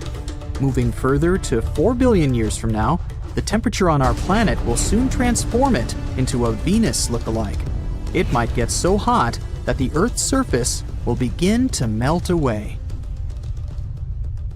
Now, if you could get into a time machine and travel back to 1969, you'd see something spectacular. What you're looking at isn't some random desert. It's one of the most powerful waterfalls, completely dry. In the summer and fall of 1969, the American side of Niagara Falls stayed without water. It lasted 6 months. Researchers wanted to study the rock face of the falls. They were afraid it was going to become too unstable because of erosion. Erosion is the process when natural forces, such as water and wind, wear away earthen materials. For example, if you see glacial ice become muddy, it means erosion is happening. 3 waterfalls that cross the international border between Canada and the United States together make something we know as the magnificent Niagara Falls. The 3 waterfalls are the Horseshoe Falls, the American Falls, and the Bridal Veil Falls, in order from largest to smallest. The American Falls are fully on the American side, while the Horseshoe Falls are primarily on the Canadian side, divided by Goat Island. The Bridal Veil Falls, the smallest of them all, are on the American side, but separated from the others by Luna Island. Don't America and Canada have a cool natural border? Many didn't believe we could actually go against wild nature and stop such insane amounts of water from flowing. But we did it. It took a 600-foot dam across the enormous Niagara River to really shut down these astonishing falls. This means they had to divert 60,000 gallons of water every second so that the remaining flow traveled over the biggest Horseshoe Falls, the ones that are completely on the Canadian side of the border. Over 27,000 tons of rock were used to construct that dam, and more than 1,000 trucks carried that rock back in the hot summer of '69. On June 12th, the American Falls stopped after their continuous flow for more than 12,000 years. So the Horseshoe Falls then took the extra flow and absorbed it so that research could be done. But the locals were still worried. They knew it wasn't possible to control such amounts of water. They were afraid the water might take a different route and cause a catastrophic flood. They were worried that tourists wouldn't come anymore if teams didn't manage to make the waterfall flow again the way it used to.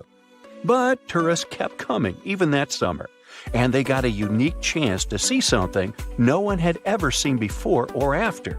During that period, there was even a temporary walkway built only 20 feet away from the edge of the now dry falls. It helped workers to clean the bottom of what used to be a river, so tourists could go there and explore the wild landscape of the falls that was usually under the water, hostile, and not accessible to visitors at all.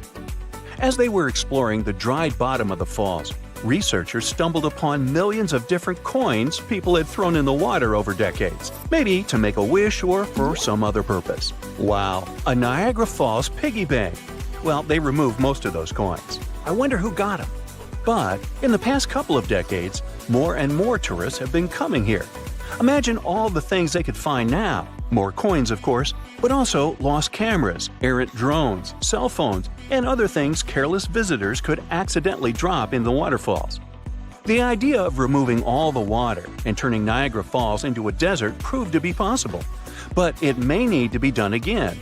In 2020, the media reported that 2 pedestrian bridges in Niagara Falls needed to be either replaced or repaired. No wonder, since they're almost 120 years old. These bridges are located above the rapids. Experts discuss whether they should divert the water once again or not.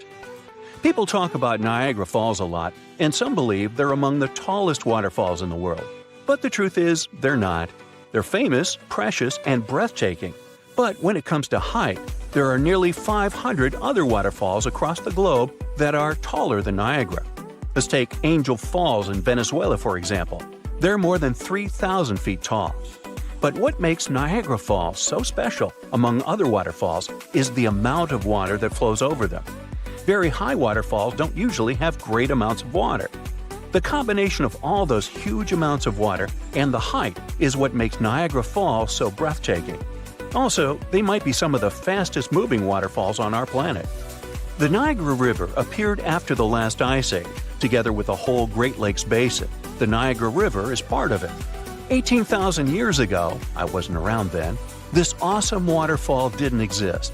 Ice sheets covered the area of southern Ontario. They were 1 to 2 miles thick. As the ice sheets were moving southward, they created the basin of the Great Lakes.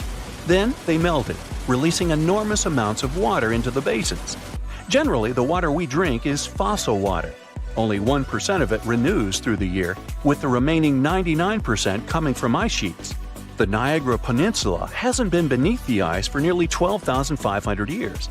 As the ice melted, the resulting water started to flow down through what later turned into Niagara River, Lake Erie, and Lake Ontario.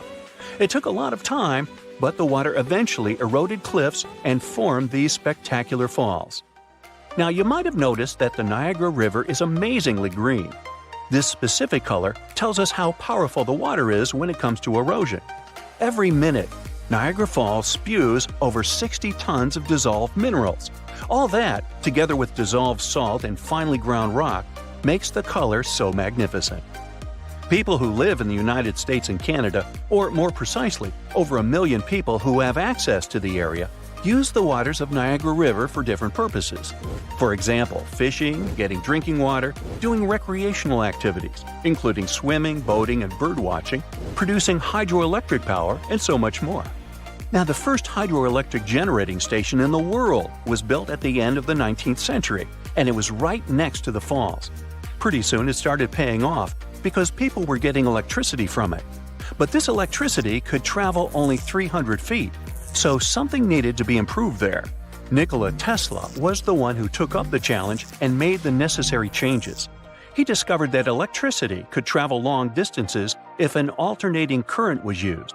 Today, several Niagara Falls power plants provide over 2 million kilowatts of power. Okay, I'll tell you another interesting thing. 1969 wasn't the only time when Niagara Falls stopped.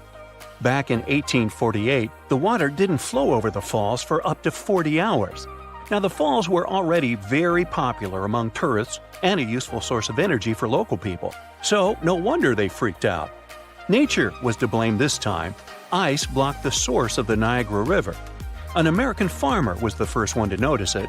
It was March 29th, and he went for a walk right before midnight. Soon, he realized he couldn't hear the powerful roar of the falls. He quickly went to the edge of the river and stood there in shock. There was hardly any water. Factories and mills had to shut down because they depended on that water. Turtles were just wandering around. Fish didn't survive. Some people took a walk on the river bottom, taking little things they could find there as souvenirs. But 2 days later, on March 31st, people heard a distant rumbling coming from upriver. It was getting nearer and louder until a wall of water appeared in front of their eyes, and one of the world's greatest attractions that millions of tourists visit